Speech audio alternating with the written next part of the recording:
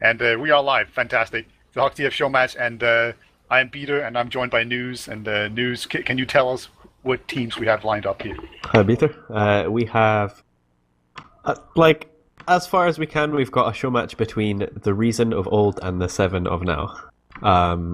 Because obviously some of the players have played on both these teams, and they're not completely different lineups. There is a bit of a grey area between some of the players. I think going through the rosters just now, the old Reason lineup, we have Permzilla on Medic, Cadis on Demo. I believe Drac and Rising are on Soldiers, with Stark and Happy on Scout. Yeah, so that's a blast from the past. I think both Drac and Rising were actually roamers when they played, so it's gonna be a little bit weird, I suppose. But Captain not quite filling into Captain's boots there. Yeah, that's gonna be difficult, especially when you're all washed up, right? But on 7, which is pretty much the current roster, we have Raymond, we have Ali, and then AMS and Silentus, and then Thalas and Puskari on Scout. So it's just the Soldiers. Yeah, the Soldiers are a little bit weird. Have Silentus ever actually been on 7? I don't think so. Am's played for them at LAN, so that's fair enough, but Silentus has never played for them. But yeah, it's close enough to the lineup that I think it's worth calling it that. And yeah, as far as a Reason 7 show match go, I think it should be pretty interesting because they're two of the teams that have adopted that kind of slow, methodical style. And I'd like to see how Cadis, the old master, the old coach, the guy that created this playstyle and perfected it, I'd like to see how he plays up against the new boys. Yeah, he can preach it, but can he do it in practice as well? That's what we're going to see today. He has been absent from the game, at least in a playing capacity, for quite a bit. I think he's been back into the game. I've seen him do some scrims with some teams, but he might be a little bit rusty, or maybe he's just eternally good at the game. Like maybe once you reach a certain stage, you just never ever forget about it. I feel like if there's anyone on the server that's kind of reached that stage, it's probably like Cadis. He's been around for so long, and he's played so much demo at such a high level. Yeah, and it's not like I think his experience is very valuable in this game. Yeah, and he has been paying attention to TF2. It's not like he left the scene; he just didn't play. So, I definitely think I don't actually know how much he has been playing. Because obviously he hasn't been playing on a team because of his wrist, but he might still have been playing some jump maps now every day or something.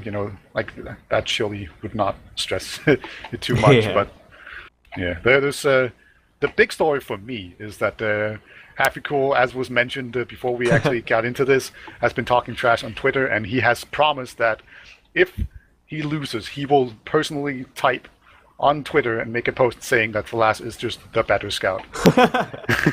I was not aware of this, but that sounds pretty great. Hafi, he's not been in the game in a long time, I think since I-58.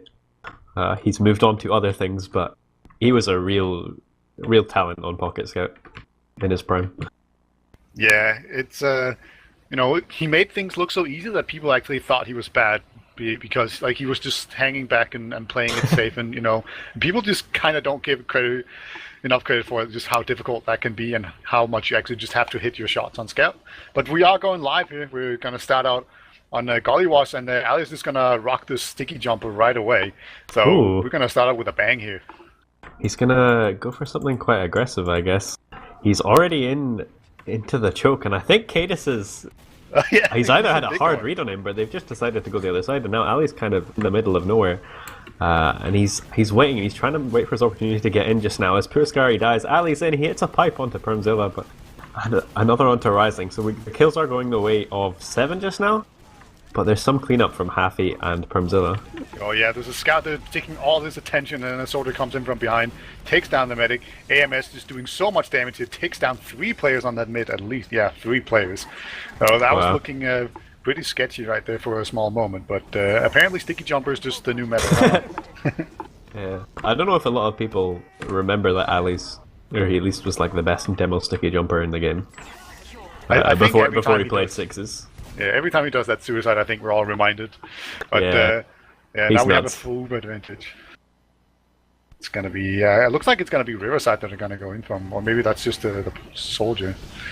Yeah. So now it's gonna be the eternal struggle here. I don't know what the unlock situation, the whitelist situation is, but there's going to be an Uber here through the door. There's no vaccinator or anything. They're just hiding in spawn. The faster they can get on point, the better. There's some sticks down there. One scout sacrificed himself, but no one else can actually get down there in time. Now it's a 3-3. This is very, very tense. There's a demo man on the point. Kid's just doing his darndest down to stay alive here down on the point. And the more they dawdle here, the more players will actually just respawn. And this pyro, he's being chased by the medic. This medic has gotten 2 saws so far. He finally gets air blasted away, but now the beast supply is coming in here, and Raymond actually doesn't even make it out alive. But there's a back cap going on. Ooh, barely managed to defend that. But what a tense push. That was pretty insane. The fight looked like it was going towards the wave 7. They had quite a clean entry, and then out of nowhere, I think Cadis got a sticky trap kill, and someone else won a 1v1 behind the point. So this is behind the point. And Drac didn't immediately realize he didn't get face tapped today, though. So he does save that point.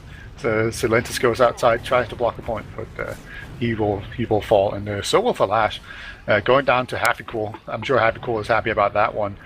And surprisingly, a small amount of bind so far in this game. That's the biggest disappointment. Actually, a big Sorter Bomb coming down here onto Primzilla. Primzilla surfs away there. Goes down to 17 HP, but 17 HP is not dead. Yeah, that was a close shave right there. I think Primzilla could have gone down quite easily. He was very weak at the end of that. But I think with the heals and the slight Uber advantage, the reason of just being able to take this point, and I think they'll be looking to come into second. We did see some pyro coming out of Sark, and I quite like the off-classing potential. And just as I say that, Amps has picked up Sniper in the forward spawn, and he gets to pick onto Cadis, so they should really stunt the push. Oh no, Raymond goes down to Drac though. That's a huge pick for Drac. Drac has always been good, and it looks like he hasn't rusted away. There's still a scout trying to take down another scout, but Puskari missing here.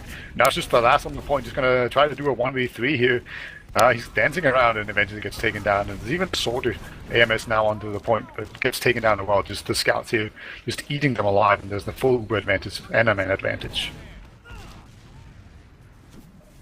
Ellie's being pressured in Riverside here, so it's very, very close. He actually gets out on 17 HP, a nice little surf there. As I say that, he does go down though, so now they can just stack 2 scouts onto the point. That's going to force everyone to go down there, and Cadis should be able to get this. It doesn't actually happen that way, but Sorter can just shoot the ground and take it. So that will be 1-0 right now for Reason, right? That was a really clean push, and as they win that round, Happy Cool says in chat, I haven't played this game since I-61, XD I-58. So a little bit of shit talk, but it's all in good humor. Alright, there it is. That's what I was waiting for. I don't think we have the sticky jumper this time around. It's going to be a normal sticky launcher, but they won with the bomb the last time. There's a Sorter behind lines, but he gets taken down. AMS trying to get behind there and be sneaky, but both teams are pretty much just taking their own side here. There's a lot of cap time here for 7, but some players jump in there, and the medic will go down. Raymond has gone down to Drac, and Drac is getting 2 kills here, kind of saving this mid. Primzilla is alive, however, so if he can just stay alive, that will be a huge advantage for his team. But it's just 1 scout right now against 2. But look at that, it's Happy Cool. He's apparently really good at this game. As he takes down 1 scout, and now Primzilla is going to take the attention of the other one. So really good play right here from Primzilla. Perhaps the superior medic? The start of that mid looked really shaky for a reason, because the team was split. Cadis was on the low ground. They didn't really have anything contesting on the point. But Primzilla managed to stay alive with Happy Cool as Drac gets the pick on Raymond at the tail end of the fight, and then Happy Cool just doing that pocket scout that he's best at. He just walks in and cleans up the frags, and they get into the mid for free. But now we've got a 50% advantage, and the reason they're trying to walk it in without putting too much risk on Primzilla's life. Cadis goes down to a sticky trap from Ali, and this should really slow down their push. I think 7 might want to try and recontest this pretty soon. Yeah, it is still the big danger here with you don't have the Uber, but both Sorters go down really low, and Primzilla actually gets popped as well. So this was a really nice second hold coming out for 7, and they will just now rotate back here and wait for the Ubers to disappear. And Kate is going down once again to AMS. This is going to be a second push for sure. Primzilla is caught in as well, and that was a really good last or second hold here. There's actually 1 guy on last. Can Drac do it? Oh my god, Drac saves it for his team. Wow. I thought that was looking quite in the favour of 7. They had a really nice push out onto second after getting the force out of Primzilla, and then it was just a slight hole in the defences in the flank, and Drac gets in and gets that back up. Yeah, Seven played that to perfection, but Reason just they had Drac. Cadus he insisted on Drac, and now we know why. I guess gonna see him. Cadus being pressured really hard here, as apparently they have paused here. So I assume that's a pause at least. It's not just the servers acting up. But yeah, Cadus under a lot of pressure early on. It looks like here. Yeah, it's interesting to see after the first mid at least. A bit more mind games, a bit more strategy coming into these mid fights. Cadus was on the floor the last mid and he really couldn't do anything, and now he's opting to take the choke side because I think he wants to maintain that high ground and be able to put some pressure onto the point. And then Amps and Dalash I don't know if they reacted to that or they guessed that he would do it, but they're setting up to shut him down right now. Yeah, you can see Ali is about to walk around the corner. We have a scout and a soldier both jumping him, so it's going to be a lot of pressure for Cadus. That first thing, he looks like it's going to be pretty good. Like it's probably going to hit the scout, maybe it's going to hit Flash. But also there's going to be Happy Cool. He's about to come in and help out Cadus. And yeah, Drag is not in a position to help though. So how well can Cadus hold off this initial pressure? That's going to be really telling for this mid, I think. But it looks like it is going to be like full pressure on the right side. And I just want to point out that Happy Cool's got a lot of points right now. 27 points. I don't know if he's just been capping or if he's been fragging, but maybe he's been stealing Cadus' points. But here we go. Cadus actually backs down into the elbow. So he does escape with his life, but he has been pressured down really far. And there we go. Seven just has the point here, and it looks like once again that was a really strong mid for them. Cadus got pressured out really early on. He does save his life, but the positioning just wasn't there for him. So maybe Drac being on the other side cost them that mid. Just didn't have enough presence. But they will have an Uber here on last to defend with. They're going to run a spy as well. Yeah, it feels like Drac's sort of been the linchpin for this team so far. He has very important frags and turns around moments in the fights, and obviously he got that back cap that won them the last round. So as we see Amps coming in actually for a sack onto Permzilla, gets some damage as well. Stark doing his tricks again. He has played spy before, and it usually works out. He actually almost doesn't get out alive. Oh, he doesn't get out. Actually, two players come out there to try and save Stark, and that's he does get out alive, but now Uber has been forced to, and that's not a very promising thing. It's a little bit hard for me to tell. Raymond actually goes down. Oh my god. Because Gary was just able to get in onto last and force Permzilla. He wasn't watched. And I think off the back of that Stark spy play, they like to be able to do something, but I think Drac goes down and it shuts down the push as the Lash is switched onto Snipers. They're just going to play for the stalemate here. That's what Seven are like really good at. Obviously, it's what they're comfortable doing. And I think, wait, I was just looking at chat there, but I'm not sure really the reason what the reason for the pause was. Yeah, I didn't see anyone leave or anything, but. We see the sniper from Flash. He just jumped in onto the balcony here, going for the hero shot. So now he's probably going to rotate around to River and do the same. So that's usually how it goes. He's on the Machina. It's going to shoot through players, and right now he's just trying to find a way where he can go in easily. But Ali might have gone for the suicide. Was that a suicide? No, he was peeking lobby, and Stark was being really quite ballsy on Pyro, but he wins the 1v1 without putting himself at too much risk. So Stark just showing off, flexing his Pyro muscles a little bit to get that pick. And he says cringe in chat after Ali dies. So, actually what I'd be interested to see, which we haven't seen in a long time, would be the sniper matchup between Talash and Stark, because we used to see that a lot in Old Reason and Full Tilt, or maybe it was Crowns at the time. And that was always a really good sniper matchup to see. But Happy's cool. Oh, he was just checking Spy in the spawn, I guess, to see the off classes. But yeah, Reason are just sticking with Stark on Pyro. They're not really going for anything. That being said, Stark is behind. He's at their choke right now. Yeah, how did he get out there as Pyro? That's a good question. It looks like AMS went in there and actually takes down Permzilla.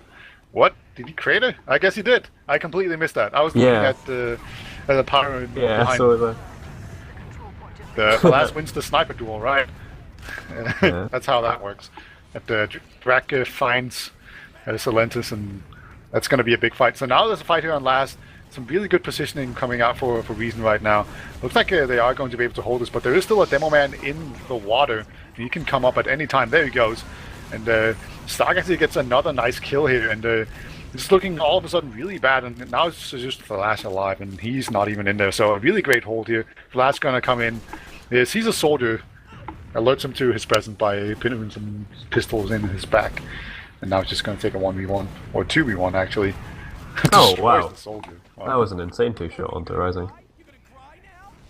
But yeah, so we see Reason pushing out. They don't have much of an advantage, but I think they're happy with their health and the fact that 7 has spawners, but still just jumps in from big door. Catches off Primzilla and Happy Cool. They were the only two on second, and they get punished for it. Yeah, so Lentis hit some really nice rockets, hits another one right there. Just doing so much damage with every single rocket. As Stark's about to take down this medic, it looks like he wants Primzilla really badly. You know, he's just shooting at random players, it seems. He's doing some damage. He actually gets Silentis. What? So Stark is just dancing around. So much damage onto the Thalash. I think he hit him for 100, and then Ali for another meat shot. Stark's just going ham so far in these team fights. That was kind of insane. I can't believe he didn't die. Ryzen's going to take down Puskari. He was hiding in a corner. And so now, barring a back gap here, but it's going to be a double Uber in here just to deny this point. There's still a scout up top here. That's half a goal. He can deny players for sure.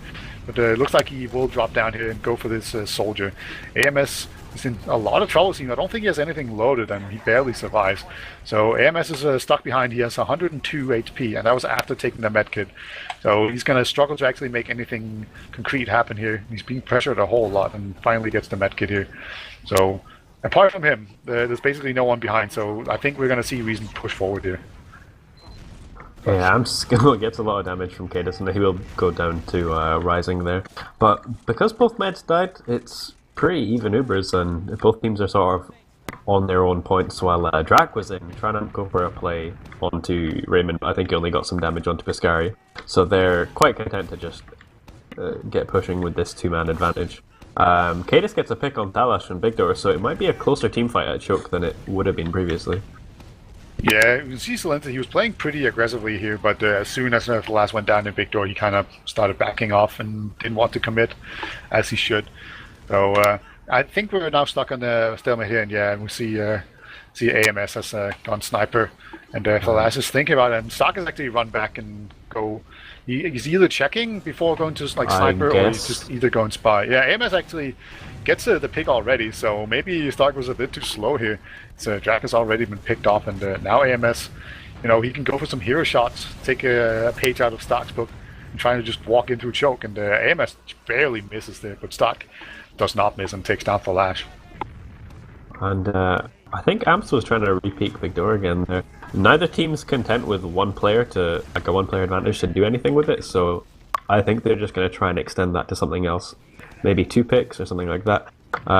We see Drac in his usual spot, watching Big Door as Stark actually goes down to the body shot, losing the sniper duel to Amps there. Yeah, I don't think Stark realized that AMS was already in Big Door, hiding like on the far side of the door. I think Stark was looking on the other side of the door. But again, they're not going to push on it, really. But there we go. Actually, no protection, and they are going to push on it. Never mind me. But so far, Reason are definitely coming out ahead. They're going to get the first few kills here as the Ubers have been exchanged. But now it's just Silentis. Can he get Cadis here? Cadis trying to jump out, but he's being pressured really hard. Actually, it's a nice pipe, so somehow Cadis just winning this fight. And here we go. Soldier onto them. Silentis is out of rockets, and all of a sudden we have this huge turnaround where Stark now comes in from behind as a scout. He's going to take down this medic, and that's going to be it. Ali even going down to Permzilla. So a really great hold here by Reason. That's something worth mentioning. On that last, when they were holding mid and second, Thalash was actually on Soldier after they switched to Sniper. So that's an interesting one, but I think he switched back to Scout now, so it should be a lot better. There was a little attempt there from Amps to get onto Premzilla, but it doesn't amount to anything. And I think with Thalash behind, I'm not sure if Reason know about that, but they're just going to be taking second here and trying to get onto last with their advantage. Thalash is actually taking a 1v1 with Stark behind and wins it. Not often that you see Stark losing a 1v1. Yeah, it's actually happened a time or two already. I think like on mid, like when AMS was behind, Stark lost a 1v1 to Thalash again. And you can see Stark, he's not really too happy about it. I think that's like a couple of times in a row, or at least a couple of times it has happened. They see the Uber in, they're going to pressure people into choke here. There's still a heavy and a pyro, and they're going to need some pressure on this point here unless they They're just gonna get pushed out, and there we go. They just haven't gotten the kills yet, and now it's just all gonna just roll out of control for them. Even Drac going down here, and that was a great hold, but yeah, not enough pressure on the point at all. Yeah, at least they managed to get Permzilla out alive though. And he's just gonna meet his spawners on Victor while Stark hides. I think he's gonna look for a play onto the medic here. But with a full Uber advantage for Raymond and the boys on 7, and they've got a pick onto Drac, they know that their flank's not going to be fully covered, so they're trying to get into mid as fast as they can as they come in lower. Again. There's kind of a grudge match going on here, but AMS comes in and kind of ruins that one. But yeah, Stark going down once again. So Stark cannot be happy. He just can't win these fights against the last. But actually, mid will get blocked here by Rising. So that's going to be really annoying. They're going to have to go back here 7 and recap mid. And there's still a sorter behind lines. He's actually going to jump mid again, but it gets air shotted there. Let's call that a double air shot by AMS onto Rising. Really great rockets there by AMS. And he will cap mid for his team. Great stuff. Stark's just in forward spawn as Pyro trying to do something to slow down second, but Reason have Uber advantage off the last team fight, and Raymond actually dies to Cadis as they're trying to walk in. They do get a force, but with 3 players down for 7, this is going to be pretty disastrous. It's up to Thalash and Puskari to try and do something. Thalash is hiding in a very obvious spot in lobby, but he actually gets onto Permzilla. I don't know if he can get the kill. He's 17 HP and he gets it. He got him. That was a really good play. Yeah, Thalash has been doing really well so far. It's Puskari has now... Yeah, he's just hanging out in big door. He's been spotted and everything. So this will be a recap. There's going to be a small Uber advantage on Raymond here. I don't know. Like, this is 7 we're talking about, so they might not push on it. But I'm hopeful here. So we actually see already, we're just going to push on the man advantage into him a second here. And the AMS gets denied so hard, and he doesn't get arrowed. Oh. He just fell onto the ground. That was pretty funny to watch. Yeah, there's a lot of funny little plays going on. People hiding in weird spots and going for pretty risky stuff, but these guys are pretty talented and half the time it works. So it's interesting to watch. Just quite a change from what you'd expect from Reason versus 7.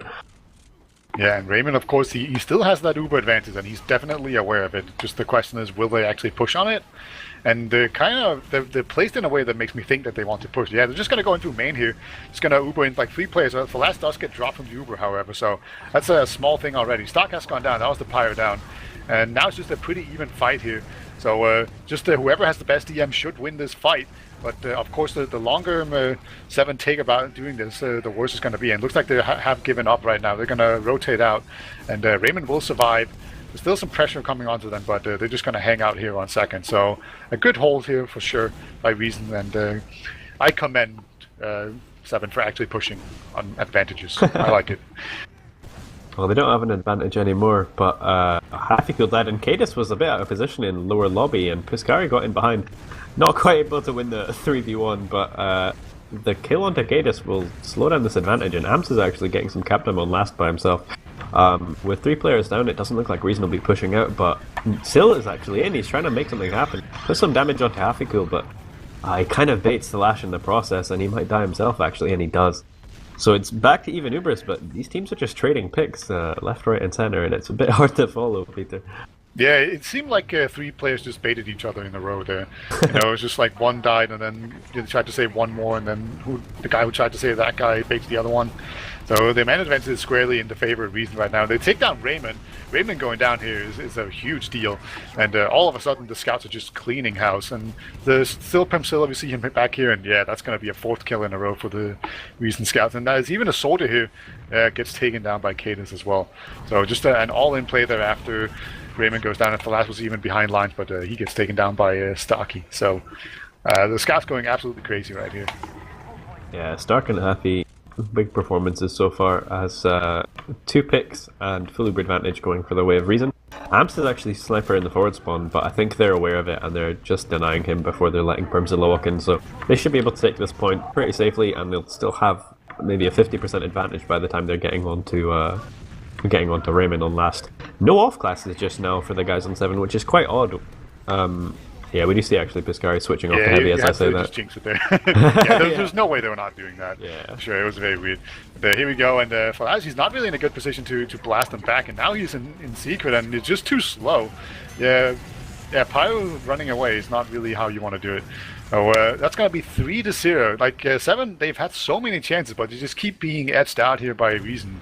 I don't know if they need to warm up or if washed out gamers are just better, or if just it's just the Overwatch mechanics that are kicking in. I don't know. Yeah, maybe. Well, they're 3 rounds up and there's only 10 minutes left, so normally you'd see Cadis slow the game down here, but there's a lot of aggression from Skari. Actually just runs straight onto Cadis at the start of this mid-beer, and I think this is a good pick for 7 to capitalize. Yeah, they're just gonna, like, 7 have had some really good mids. I feel like the mids have always been really good for them. They've always at least been looking like a contender, but they will get taken down here. This Happy Cool just runs in and gets so much damage on AMS, however. He was getting jumped by Rising, and Rising did a lot of damage, but no one came to help. Raymond is so weak, he's fighting a scout. He wants him so badly, but he's on 10 HP. Wow, Stark beats that one.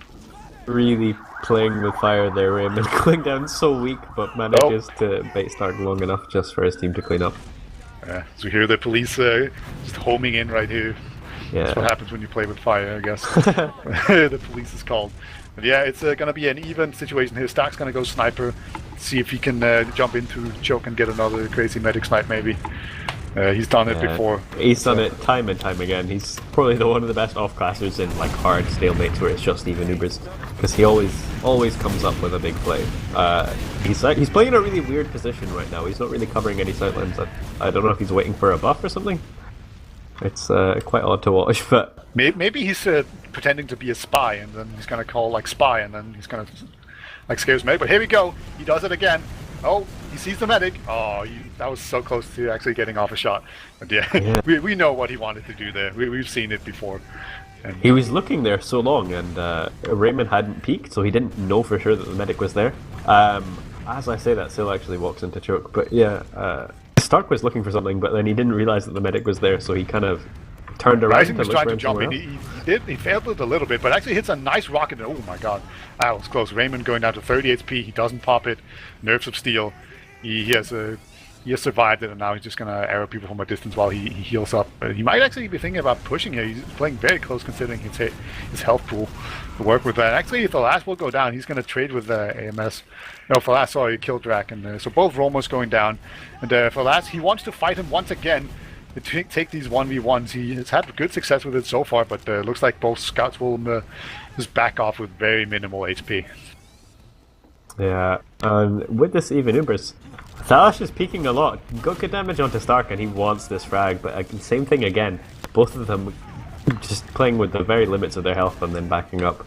No off-classes just now, so I think we're going to see some sort of sack from either of the teams at this point. It's not really conventional, but maybe Cadis is saying, oh, we're 3 rounds up, it's a show match, let's just play with their emotions a bit, you know? Yeah, obviously Ali is realizing it. Thalasso looks like he tried to go in there, but he gets taken out by Cadis, puts him on a sticky trap. And Amos is kind of alone here in Big Door. He could definitely get pushed out with success. Looks like he'll take a scatter gun in the back. So that's there's actually a soldier here in Big Door. He's going to get taken down. Yeah, Drak tried to jump in. And now AMS has an opportunity to get in here. Beeps his first rocket on that scout, and that's going to be all he wrote. He's going to be dead. So teams are definitely trying to move here and go in and trying to take some chances to make things happen. So they're not just standing still, even though points aren't being traded right now. Neither are Ubers, but both teams are definitely being active in the game. We have Thalash on Sniper. He's running the Macken actually right now in Big Door. We start pressing just out as Cadis comes in for a sack. Doesn't get anything onto Raymond. But I think Thalash is going to be looking for quite an aggressive sightline into Big Door. Oh, and Ali's actually on the jumper now. So, you know, when they check for stickies, the joke's going to be on them. His stickies don't do damage anyway. It's like Ali's setting up here in Big Door for a big skip jump in. Yeah, here we go. He does it. He's now behind lines. Well, that's interesting, I guess. He's going to come in from choke, I guess. This is a very interesting and elaborate play. Here we go. He's going to jump in. He's on the medic. He beeps his pipe, however. That's a shame. That was a cool play, though. Both of us have now been popped here. It's going to be slightly better for Reason. And the soldier caught in here. Oh, he's not going to get out. That's never going to happen. Yeah, Scylla just in a bad situation there. He does take down Cadis, but looking pretty bad. The last will equalize things, however. And Raymond, he's fighting a scout. does eventually go down, and there we go. Rising coming in from behind, doing work, and Priscilla even winning the 1v1 against Puskari.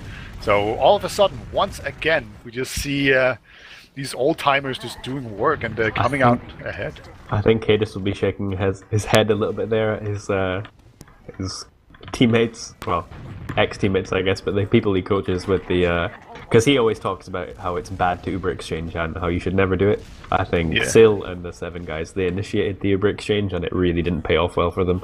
And I think Cadis will be, like I said, shaking his head because he knows that that's not a good play. Oh, Puskari actually takes down Rising. Rising wasn't quite aware the Happy Cool, I'm pretty sure called it, but he wasn't quite fast enough to react to it. And now, once again, Happy Cool, he's fighting the scout. He's taking a medkit and everything. Wow, Falas was so close to winning. As Happy Cool dropped some binds to let him know. But I don't know, man. Happy Cool had heals and medkits and everything. And Drax on last, he's so close to cap it. And he actually caps it. What? Oh, Drac. I don't understand. He's too good. Just MVP chance. Commence them. That's actually crazy. Wow, yeah, 4 minutes left and it's 4-0 up. 2 of those rounds, like, reason almost single-handedly to Drac because of his crazy back gaps. But yeah, this is more one-sided than I'd expect so far. Yeah, for sure. I was kind of leaning towards 7 just because they should be less rusty. Like, that's usually a factor, especially when it's just this one game. It's not like they've been practicing like crazy, all of them, I don't think. Stocktate will take the first stand down. That's Ali. And this is already looking pretty good. There is an equalizing kill, but the positioning right now for Reason it seems a lot better. And there we go. Just a medic. Can Raymond make it out alive? Looks like so far he has made it. And yeah, so Lenses will just stay up here and try and deny this scout. Yeah. Scout's chasing like crazy, and no, not gonna quite get it. It is Raymond. Raymond almost always makes it out alive somehow. Yeah, he's got a nose for this kind of thing. So it's going to be a full Uber advantage for 7, and they're not going to want to give up second here. I think there's some players on Reason that are getting into position. Stark actually playing in a hiding spot on the rock behind the point. And I don't think they've realised that he's there, so Stark's going to look for his opportunity to get onto Raymond pretty soon. 7 are heading through the choke just now. They're trying to take this point or get as much space before they have to Uber right now. And Stark is initiating the back cap, so now they have to make a decision here. Yeah, there's even a soldier to help him. So this soldier, he's not going to win any fights, but he's obviously just blocking this for as long as he can. Stark, loses the 1v1 to Puskari. So once again, it's not going to be. But the soldier is still there, and now Cadis is blocking the way as well. Drac and this is a great back cap. Drac with an air shot to deny Amps for blocking the point, and then another kill onto Puskari, I think it was. So really good play again from Drac. Yeah, saves his team the forward spawn, I think. At least some of them should get it. Yeah, and Cadis hit a nice little air sticky there. Pretty cool, like in the air, and then he hit the air stick and just like rocketed the guy into the ground and then piped him. It looked cool for sure. So he's now on mid. He has some sticky traps, but they don't hit anything. And we have another back cap here coming up for Reason. That's going to be Happy Cool this time around. You know, he can't do anything when he's not with his medic, obviously, so he dies. And then see some fights underneath. AMS will take down Cadis. Cadis was doing his best here to put on pressure, but he's going to be pressured out himself. As there's 1.5 minutes left, so this is over. But both teams can now just play for the glory. You know, if you can get a cap, get some momentum. That's what you want. You don't want to lose. You could say Raymond and Permilla both going for a lot of aggressive crossbows. I think they want those kills on each other. But yeah, lots of frags going the way of Reason, and they should be able to come into second and contest this. Ali might get caught off actually. He's 20 HP and almost baits his scout, but Thalash is staying alive off the back of Raymond's crossbows, and Cadis is in. Cadis gets the force. Yeah, just jumped down onto the medic's head there, hits him with a pipe, and Raymond's having none of it. Now we have an Uber advantage for Primzilla. They're going to come in here up top, and it's going to be a lot of damage up top, but they power through it just fine, but they don't get the block out of it. But they did save the Uber, so 7, they don't care. They have a huge Uber disadvantage. They're going to push on this. There's about a minute left. They're definitely looking like they want to push at least. Yeah, here we go. Soldier's in. They don't care. Raymond's on this pipe. That's pretty cool. And some movement here. As They're actually doing surprisingly well. I can't believe how well this is going. Like, they're just pushing with a man down and against an Uber, and they're just actually kind of winning the fight. It's pretty good play right there. There's a sword in the water here. Yeah, Raymond and Scylla just underneath there. They baited at the pyro. Raymond's going to die to Happy though, and I think that's going to be all she wrote for that last push. Yeah, from Scylla, he needs to pop this Uber here, otherwise Happy can end up with more points. Oh, he will end up with more points than the medic. But still, you definitely want to pop your Uber before the round ends, so you get better stats. And if he doesn't do that, that feels like it's just lack of experience, which is kind of ironic since he's on the team with the most experience, you know? I want to see Happy get dropped in Ubers. I think that'll be fun. Yeah, I'm sure he'll take it well. Well, I mean, the first map was pretty dominant for the reason guys, Cadis and Drac Rising, the old legends, you know. Yeah. I don't know. I mean, after the sticky jumper on the first mid, maybe 7 aren't taking it too seriously. But I feel like they could give us a better showing than this. They are the best European team right now, and they've been pretty dominant. Admittedly, they don't have their soldiers, but I mean, soldiers a bad class anyway, right? Scouts and medic and demo, those are the ones that you want. Yeah, you'd think so, and especially when I don't know why the last switch to soldier when it's a bad class, but questionable. But yeah, actually, I am looking at stats. I don't know if we have a stats overlay or anything, but should be. There's probably some good things to look at here. We actually see Stark. I thought Stark was kind of struggling a little bit, losing a bunch of 1v1s, but he's still top damaged. So it goes to show how much I know. I need to check the log. Yeah, and but then Stark's he's one of those players kind of like Gatus where he doesn't get rusty. I think he could come back at any point and just pound like he does because it's Stark. Or maybe he is rusty and this is what rusty looks like when you're really really good at the game. I wouldn't know. Yeah, I think he'll top fragging though. This is just classic Happy, right? Yeah, I think Happy played really well overall. Must be said. But this is basically what Stark and Happy look like always, right? Like Stark had a bunch of deaths and a whole lot of damage, and then Happy had way less damage but way more kills and less deaths. That's kind of what always seemed to happen, and that seems to hold true still, and just carry them on. And it was really well. And Cadis, he didn't impress me too much. Went 13 for 17. You know, he needs to jump in and do some cool plays to justify this kind of stat line. Come on, Cadis. Well, it will be processed next, it looks like, and we all know how great that map is for ridiculous jumps and pogos and that kind of thing. I'd like to see both Ali and Cadis go for an aggressive fast rollout at the first mid of this map. I think that would be a lot of fun. Yeah, they are probably the two demo men that have done this kind of fast rollout the most, right? Yeah. Like, Cadis is one of the absolute best at doing fast rollouts on this map. And then kind of pioneered the really fast aggressive rollouts in Europe at least, and he's known to do stuff that other demos don't do. There was one time with the old booties, he would run stickies and booties on gully mid, and he would get to the enemy demo's choke like 2 seconds before the enemy demo and just win a 1v1. So Cadis does this stuff all the time, and like we were saying earlier, Ali's nuts with his jumps, and you know he can do all the rollout stuff pretty much just as well as Cadis. Yeah. Basically, the only difference between them is that Ali can do like jump maps, whereas Cadis probably can't do like the really crazy ones, right? But he can do all the practical stuff. Yeah, within the sixes like mechanics. Yeah, Cadis is nuts. And also this map, there's a lot of off-class potential. I think we'll see some big sniper plays. Yeah, at least I'd hope so. Yeah, for sure. This is one of the slower maps in the game, and where Gollywas is kind of enclosed or in close quarters at least, where like the distances are not that great. There's some really long sidelines on process, and some really heavy chokes to back it up. So you can kind of shut down pushes a whole lot and play around snipers if you want, and you can even run it to mid. Some teams like to run sniper to mid, some teams don't. It depends a little bit. I think both Seven and Reason have been historically really good at dealing with snipers on mid. They just play it really well and box them out and go around the side where the sniper can't see, and then they just overwhelm them. So maybe not.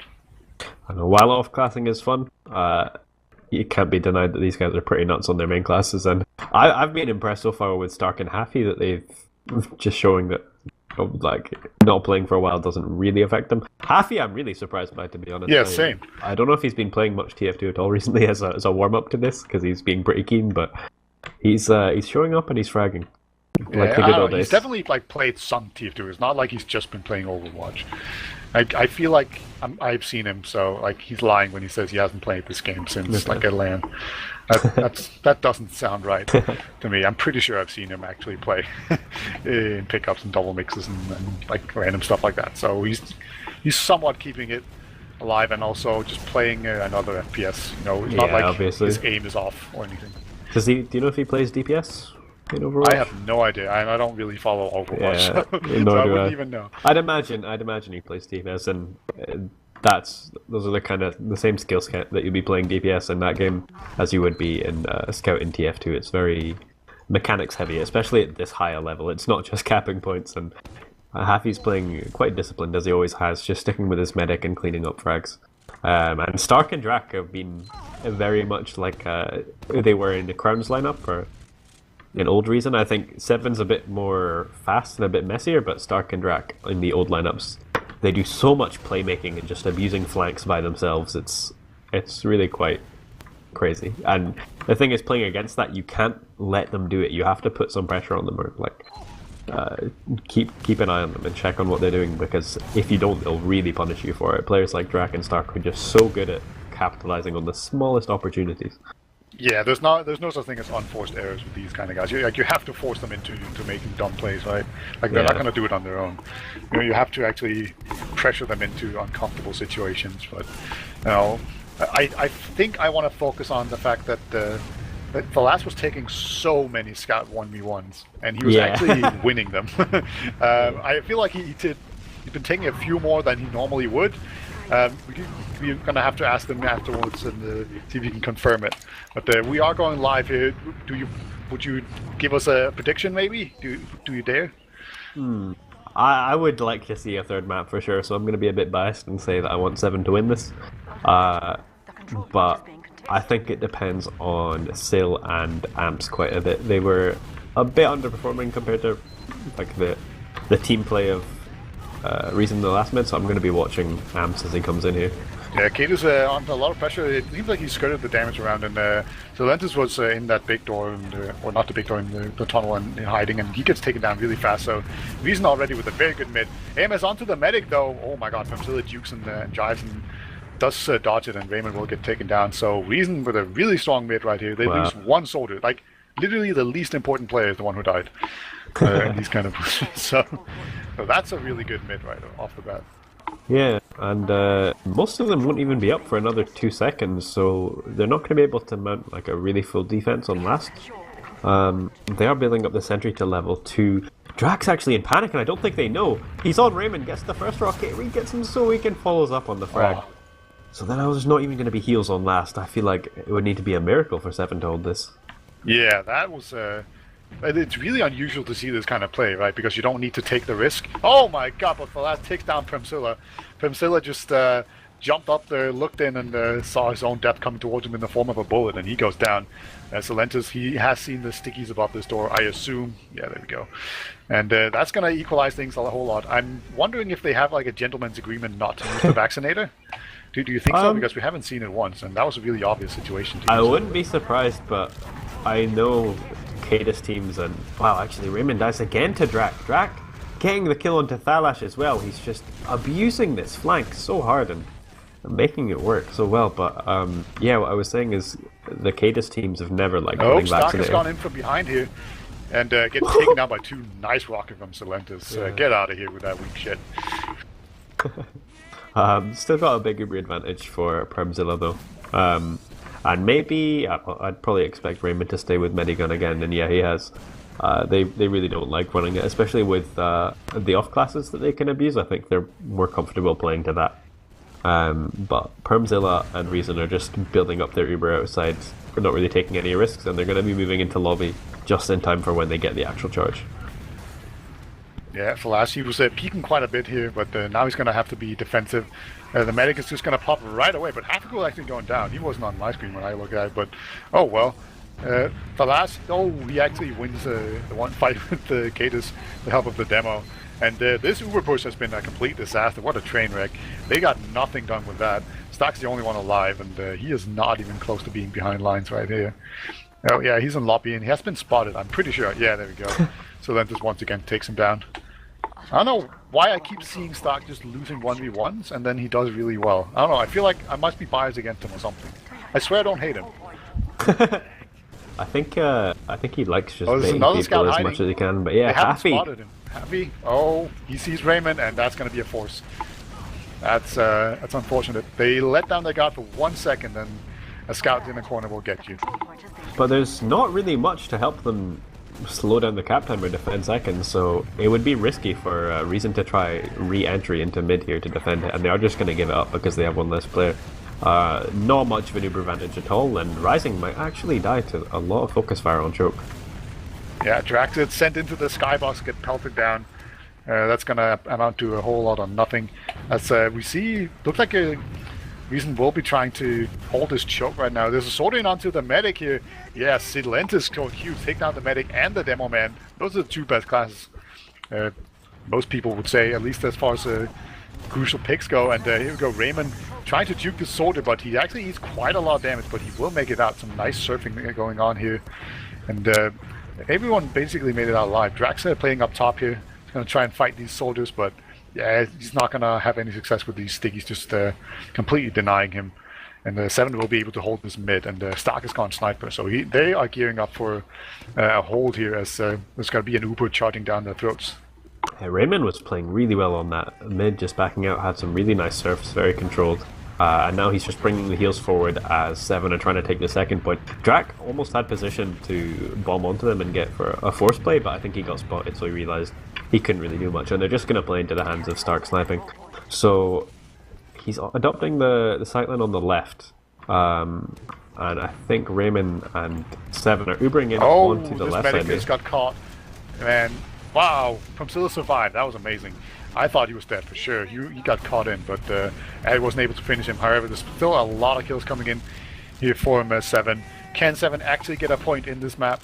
Come on, 7, I believe in you. It looks like they've kind of wasted the chance, and Promzilla's about to get through, but Promzilla's very weak though. He's on 50%, and now there's time on the point. And they do it! 7 do it! They actually get the point. It's going to be 1-0 to 7. I'm so happy. The first round they've won in this best of 3. Hopefully not the last. Yeah. Let's not underplay how well Promzilla played that though. That was really well played by him. He survived so much and then almost got the Uber and took so much attention. Just a few more seconds and he would have saved the team that round. And what is Cadus doing? We were hyping up his rollouts. Now he's just walking to mid? What? Ali also very slow. I think they were both expecting each other to do something there. As Priscari and Drac trade at the start of the mid, Cadus putting some pressure across the point, but the aggression coming out of 7 on the left side. Stark's just not taking any damage from it though. That was a really incredible movement play. And now they're just going to be pushing out of the mid as they cap. So Reason... Cool. Gets destroyed by AMS. AMS will pay for it with his life, but that was cool, so I think you don't mind. But there we go, Rising following up on Cadus' pressure, and just the pressure right now for Reason. They just keep on going. They don't cap mid at all. They really put pressure on there when they needed it. I think a lot of teams would have just been content with capturing mid there, but not Reason. That was really well played by them. Yeah, but Fuscari again trying to get something going on mid, but realizing he doesn't have an opportunity. There's so much faster pace than I would have thought. I think both these teams are backing up and going forward in similar situations. So it's just a real back and forth game. But yeah, that mid fight was really nice from Reason. I don't know how they managed to just shrug off the aggression from 7. There was so much spam and focus fire, but barely anyone took damage on Reason, and they were just able to push them out at the end of the fight. The only silver lining to the cloud was still getting the pick onto Promzilla, so it's more or less even Ubers. But they are arrow building, trying to that should speed things up considerably. But Raymond, he definitely got it first, and Looks like he wants to try and push on it. Yeah, here we go. They just go in very quickly, and Pumzilla gets demolished right away. That was very effective. I think he thought he was going to get it no matter what. He was holding so close, but that was not the case at all. I think there's a back cap attempt coming up. There's a scout and a soldier, but Seven has sent a lot of players back, and they're going to just destroy those guys as well. Kata's in the choke here, trying to just slow them down, gets the lash, and there we go. Finally, he goes down. So looks like there's a lot of confusion, but in the end result is that 7 will get mid, and their medic is alive. Yeah, and because everyone died, Primzilla didn't have someone to heal for a while. So it's going to be like a 60% advantage for 7. They were really good to capitalize on that advantage. I think Primzilla was on 93 when he died in front of PC. As we see some soldier bombing in to make space for 7. And Piscari ends up dying a bit overextended here. Yeah, and Ali is at spawn, and he was just jumping a bit, so he had like 20 HP, so he couldn't help them out either. So they're gonna have to just back off a bit here, get some heals, and there we go. Once again, Primzilla just getting caught out good. 2 nice rocket from AMS takes him down, so that's the second time in a row that Primzilla has overextended and been taken down. And AMS will kill Rising right before the medkit spawns, as is tradition in TF2. Once again, it's the exact same situation with the back cap going on, trying to delay things here, but Raymond taking down Hatcool just takes his brain out with a saw, and that's basically exactly what happened before as well. Yeah, soldier behind of Drak doesn't get anything because Sil spots him out. But another big advantage and a lot of players to push off. So I think 7 are going to be moving into lobby. They might go for the same push as they did last time, just going from the left. And it worked really well for them before Beater, so let's see if they can do the same again. Yeah, it definitely worked. There's a power behind lines, because why not? As the stock goes down, so far he hasn't really achieved a whole lot. And this pressure is so much, but Ali's actually on the sticky jumper, so they can't just dive the point and then sticky things. And so he was just jumping around the entire time, and apparently just jumping around doesn't do any damage. So they actually fail this push, pretty much because of Ali right there. I'm just gonna go ahead and say it. So Lash is still behind line. He does some cute jumping there with his little shield. No, not the shield. Sorry, the sword. You know, where you hit yourself so you can jump higher. It's pretty cool mechanic, and he tried to be cute with it, but in the end he just took a lot of damage. So sort of AMS trying to do some damage to contest this point, or to retake it and force people out of choke. And so far, like these soldiers, they've done a lot of damage, and they've coordinated quite well, and they will get the Uber out of Primzilla, and this time around it's Raymond that overextends. So this is basically the exact opposite situation, where both medics just keep overextending, and I mean it makes for a fast game, but it's a little bit sloppy to look at. Yeah, it was crazy aggression from 7. I thought, yeah, they knew that Primzilla had Uber, but they opted to push and commit Raymond's life as well to the force, and then they just played for a messy team fight afterwards, and they ended up just losing. So again, a bit bizarre, especially from teams that are usually this disciplined, but maybe the Showmatch is playing a factor into it, as they're just trying to stack the cap and push with a slight advantage later on. Yeah, and there's still 2 players down, including the demo man. So this is probably a pretty good situation for Reason to actually push in. And it looks like they will do just that. He's going to send in a soldier very aggressively here, just into the choke, and he's going to get the lash. He was trying his best to get out alive, but he couldn't do it, and Stark will just cap it. So there's an Uber advantage. They don't quite have the Uber yet, but Primzilla, he's going to be gutsy here. He's just got the Uber now, and here we go. He's going to pop it off. As there's a heavy here in spawn. Just getting ready to go down there, but there's a single scout on the point, but Primzilla would just take off the Uber and capture the point himself. Scout almost got it there before he ate a pipe, so a very strong push from Reason, and it's going to be 1-1. Yeah, pretty quick response in terms of the rounds. The first round took quite a bit longer than that one. So maybe Reason are just not going to give them any room to work with here. Ali is off the sticky jumper now, and he is going for the fast rollout, but he does fail it at the choke, and Cadis again just walking into mid. I feel like Cadis is metagaming him here. Yeah. Somehow. I don't know, look at that. Piscari actually did a really clever play. He just hit in the PC and waited for the soldier to come in, and then he just 2-shot him in the back. Really clever play there from Piscari. As soldier's onto the medic here, Primzilla, he does survive that. And it's going to be still a good mid here for 7, but like Reason before them, they're not content with just getting mid. They want their lives as well, but they're not quite in the position to actually take them out. So just going to be a spammy choke fight right now. Yeah, again, there's much metagaming. Like, a lot of these guys have played with each other on teams, and I think they know what they like to do. So they're just trying to hard read their opponents because they know what their teammates used to do, that kind of thing. Piscari just waiting for a drag at the PC entrance there. But again, we find ourselves in an even Uber's stalemate without any off classes, so I'd expect to see some soldier bombs at some point. Yeah, I think Solder, he's trying to do the... Oh, he's failing so hard. This is Solentis. Yeah. You need to start at the crates, Solentis. Yeah, where the red is. Yeah, there we go. He figured it out. And now he's somehow still messing it up. Come on, Solentis, you can do this. He's trying his hardest, guys. Don't make too much fun of him. Just a little bit. He messed it up again. I can't believe this. Oh, he gave up. He's just going to go walk in here. There we go. You did it, Solentis. You got in there.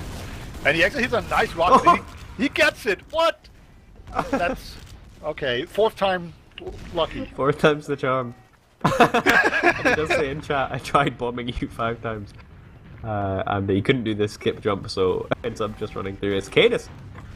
Quite forwardly positioned for a sticky trap, but it doesn't work out. Drag dying as well. And all the Reason players are just going to get cleaned up. Happy might be able to win this 1v1 against Stark, and he does. Rising also getting a pick onto Piscari. Amos with the nice clean-up rocket there on Happy Cool, but man, that bomb was something else. That was the worst and the best thing I've ever seen at the same time. It was pretty nuts. Still's just that kind of guy, you know, who bombs the medic 4 times without actually getting on the medic, and then the 5th time he does drop him. Yep. That's how it works. But Raymond with the full Uber advantage right now, it's about 50% on Permzilla, so they need to push pretty quickly if they want to prevent Permzilla from actually getting it in time. And here we go. Gonna do the normal Uber onto the Demo Man and the Soldier. Gonna take down this heavy pretty quickly and put some time onto the point right here. The stickies are on the point. They have actually just been blown, but the kills are definitely coming in for 7 right now. And there we go. That's basically gonna be the last one, and that will be a cap. So off of that, there's Solentis quadruple fail bomb into dropping the medic. That's how they're gonna win this. I feel like that's my highlight of the game so far. It's just, it was funny and also impressive, you know. Yeah, I don't know if it feels like it's like a metaphor for the state of TF2 or something. So there's a very fast rollout right now. That's gonna be Ali once again. You will find no Cadis, who was just, I don't know, exercise his legs and just walk to mid instead for the 4th time in a row. So it looks like it was going to be Solentis going in very aggressively there, going for the hero air shot onto the Demo Man instead of just shooting the people behind him. I like it. And Raymond will survive as well, so this is looking very good for Reason right now. They're in a better position and have more people, but they are bleeding a little bit. But I think the health is just poor enough right now in 7 that they're going to have to get out and give up mid. And look at the medic. So weak, actually even going to have to walk into sewers here and in order to stay alive.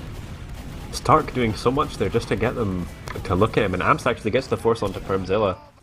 Raymond hasn't needed to use yet, and he will pop to save the lash who gets knocked into the air. Stark's now gone to their 2nd, and he's very weak. Loses a 1v1 to Syl.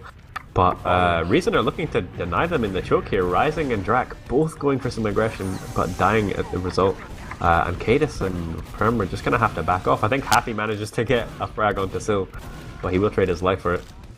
Yeah, that was a really great play. See Piscari here onto the medic, takes him down from so that he can't escape. Now Piscari's in a situation where he doesn't really have ammo. He's going to have to fight Stark. He's going to lose that fight, but nobody's going to blame him for that one. Stark, he's trying to do his best here. He actually gets the Soldier down pretty weak, but eventually there's just too many people and they overwhelm them.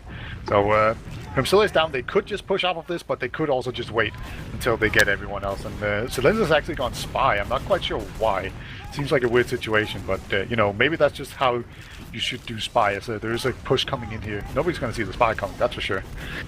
They actually do lose 2 players. It's going to be really tough to hold this one, but Sale's actually onto Permzilla and doesn't win the 1v1. Permzilla getting the arrow frag just before the round caps up, but that was a pretty inevitable last push there. Only 2 players of 7 die.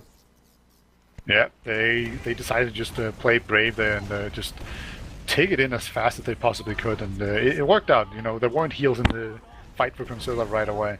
So once again, Ali, he fails his fast rollout, and that's going to mean that he's going to come to mid about as fast as Cadis, who just walked. You know, it's a numlock style basically. Just accept you're slow and have more health. he's actually going to play very aggressively here, 7 on the left side. And so far, it looks like it's going to work out pretty well. They have very good positioning, but a Sorter comes in from the side doing a lot of damage. And I feel like 7, they're going to slowly lose ground here because they've taken so much damage. And yeah, now it's 5 on 3, and they're going to have to walk out alive here. But the medic has survived, but that kind of spiraled out of control pretty fast. Like, what went wrong there on that mid? It was really good initial aggression from 7, and they got picks and secured position on the point, but they didn't really take high ground or defend it or anything, and there was just so many like openings for Reason to come back in and take the point because they hadn't got enough frags to secure the mid. AMS and Amps, I think they were going for a sack onto Permzilla, but they don't get anything. And Raymond actually ended up popping. I think Stark was behind. I missed that one, but Stark doing as Stark does, and now with 1 player advantage and full Uber, I think they're going to be moving into last with this Uber. Yeah, Drac trying to especially, actually will take down Falas, and Raymond has gone down as well. So at this point, I think it's just a matter of Reason to actually get on point here and pressure people to come in here and actually fight them, and that's exactly what they're going to do. And a very clean push, going to make it 3-2, still in favor of 7, but the Reason they're coming back here, they definitely are not out of this yet. There's about 11 minutes to go, so plenty of time. And let's just admire Cadus' rollout here. Yeah. I'd quite like to see... Oh, he doesn't even get the first jump. I'd quite like to see some, actual bombs on the mid. Maybe Draken Rising doing something aggressively, but Cadus is just walking into choke with his 260 HP. Not a care in the world, Yeah. He's just playing it slow. Not even the Muma. It's just... I call this the numlock, where you just don't care. Draken is going to come in here. He's going to steal the mech and now bomb in very aggressively onto the Demo Man here. He's been actually doing a lot of damage here in choke, but he will actually go down. And all of a sudden, what I thought was a safe mid here from Reason, they actually just lost 2. So now 7 can actually fight for it. Ali is onto the medic, will eventually take down Permzilla, but he does pay for it with his life. Now it's 7 with a 3-on-2. Actually loses the first one right here, so now it's a 2-on-2. And no, people actually in spawn, so still going for a big jump, hits a nice rocket on Taffy Ghoul, but ends up dying. Yeah, I think as they were re-entering that mid, 7 didn't realize that of the 4 players alive, there was only 3 on the mid, and Stark ended up getting behind and onto Permzilla, so that's how they kind of won that in the end. But again, if we're in the same place where it's 2 teams are content, like holding their own points quite contently with even Ubers, Ali's actually peeking quite aggressively in the choke. It looks like he wants to maybe do something. We do see Stark on Sniper for the defending team. We actually saw Sorter going in there, and along with Puskari. It looks like that was a combined bomb, and Silentis as always didn't really quite make it in there. That seems to be a theme, and then Puskari just got taken down. So now it's just going to be a Sniper just staring them down. Puskari has played Sniper before as well. He's pretty adept at it, so we might see him off-class the Sniper for the first time, but nope, he's content to be on Scout here. So let's settle in, boys. Stark with a flick body shot. Amps kind of just landed in his face and was able to get 2 rockets on him, but Stark had the reaction time to hit a body shot in return, so he trades the frag there. This gives an opportunity to both teams to pick up another off-class, and I'd like to see Stark go for a spy play here. But it looks like he's just going to stick with Sniper? I don't know, he's checking or is he pushing it? Yeah, I think he's sticking with Sniper. Unfortunately. I'm a big fan of the backstab plays, but not today from Stark. Yeah, I suppose he thought it was a bit too predictable, but that hasn't stopped him before. So we'll see how he plays it this time. Actually, AMS will be going for the spy. Yeah. Stark right away, he goes Sniper, he shows his presence right there, so now they definitely don't expect the spy, right? Because Stark was the one who was supposed to go spy. So this is pretty clever. This, AMS is now in a pretty dangerous position. If he can get up behind all these players, it will be great, but it looks like he hasn't quite made it yet, and he's going to need some time. And Puskari needs to stop taking attention here, because it's going to make people shoot. It does feel like Reason really don't expect this. I think Amps is probably going to catch them off guard, but will he be able to take advantage of the opportunity? He's now behind enemy lines. He's managed to get from being in his own PC to behind them on the midpoint. And we're probably going to see 7 fake some sort of push so that they'll distract for the he's taking his time, and now here it is, perfectly timed. Silentis jumped in, bounced the medic backwards into the arms of AMS.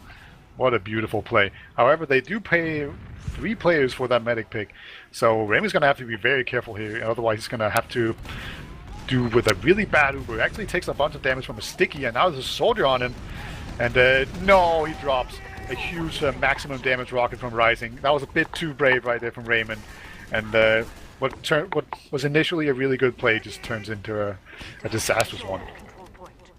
Yeah, that was a really nice, perfectly timed, coordinated play from Amps and Sil, but unfortunately, I think the rest of the team wasn't quite on the ball, and they weren't quick enough to react to some of the aggression from the Reason players. Ended up losing the 3 frags, and that cost them the second point. And now Primzilla also has about a 40 advantage, maybe 30 now. I don't know if they're doing any arrow building on last, but they are looking to set up for a full hold with heavy and energy. Yeah, they're already taking a lobby here, Reason. They're just making their way in here. They might even go in with like 85% on the far right side here, you know, and then just pray that they actually have the Uber in time. The sniper took a lot of damage there. Stark, it's on 8 HP, gets an arrow, but the advantage is going to be very difficult to push off. They're going to do it anyway. They had to pop really far away, and the heavy is out here in the open, so AMS was playing heavy really far forward, but the sentry gone and did some work, and then Kate is even going down to Silentis, so that did fail. And that's kind of what happens when you pop the Uber too far away from the enemy team. So they're going to have to hold a second here and reset. Yeah, still just making sure that they aren't able to recontest, bombing a bit aggressively there, but they're going to stack the cap. They don't quite deny Cadis's spawn, but they do have a denial on Stark, and they have 50% Uber advantage, so they're moving towards choke, it looks like. I thought they were going PC for a second, but they're going to sewer. They pop really early through the choke, and I don't know if they'll be able to get frags off this. Ali's sticking off the back of the choke. Hafiku's committed to get some damage, but he will end up paying his life. Nice pipe there from Ali. And I think we might see... I would like to recontest that if I was in Reason's position, just for the spawn advantage, but I think they're content to wait for the Uber, get Hafi to spawn, and then push off that advantage. Yeah. I think the critical mistake made by Seven there, they popped really early through the shutter, expecting Reason to be a bit closer, but they weren't able to do anything because they just had so much position to get by the time they popped Uber. Yeah, it's worked a couple of times where Primzilla was too close, but it looks like Primzilla has learned his lesson. So he was nowhere to be found for them. AMS with a big bomb onto Primzilla only gets 1 rocket into him, and that wasn't even a full damage one.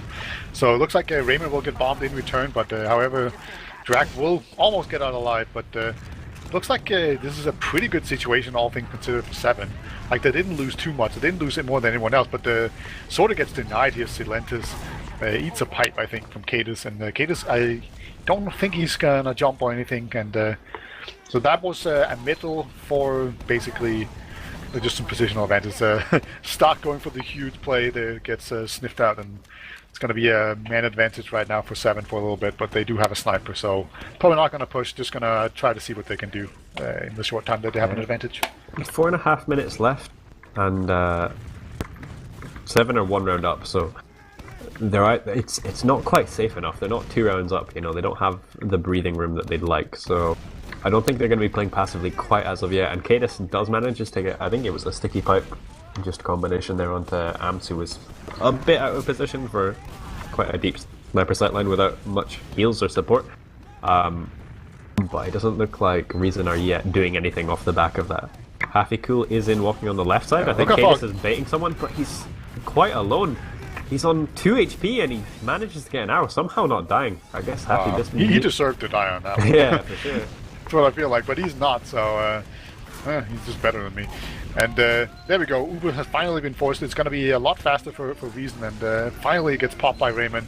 But Prescott will actually go down, so it's actually pretty even. Primzilla doesn't make it out alive though, and that's going to be all the heals gone, and Ali with a quick second one as well. There's a soldier behind, does a lot of damage, but Raymond chipping in there, taking down the soldier. Great play by him, and the last scout will go down. That was stuck. So both medics go down, but overall a very good fight for Seven. Yeah, that's a nice position to be in, to just retake that mid. Primzilla is going to have quite a decent advantage, so I think they're going to try and do something else aside from Uber to make this work. Amps is in, actually. MS tried to go for the big play, but that wasn't quite going to work out. Like 4 players around him, and Cadis will hit the nice little close range pipe, and then jump in to see if he can make everyone go out to choke.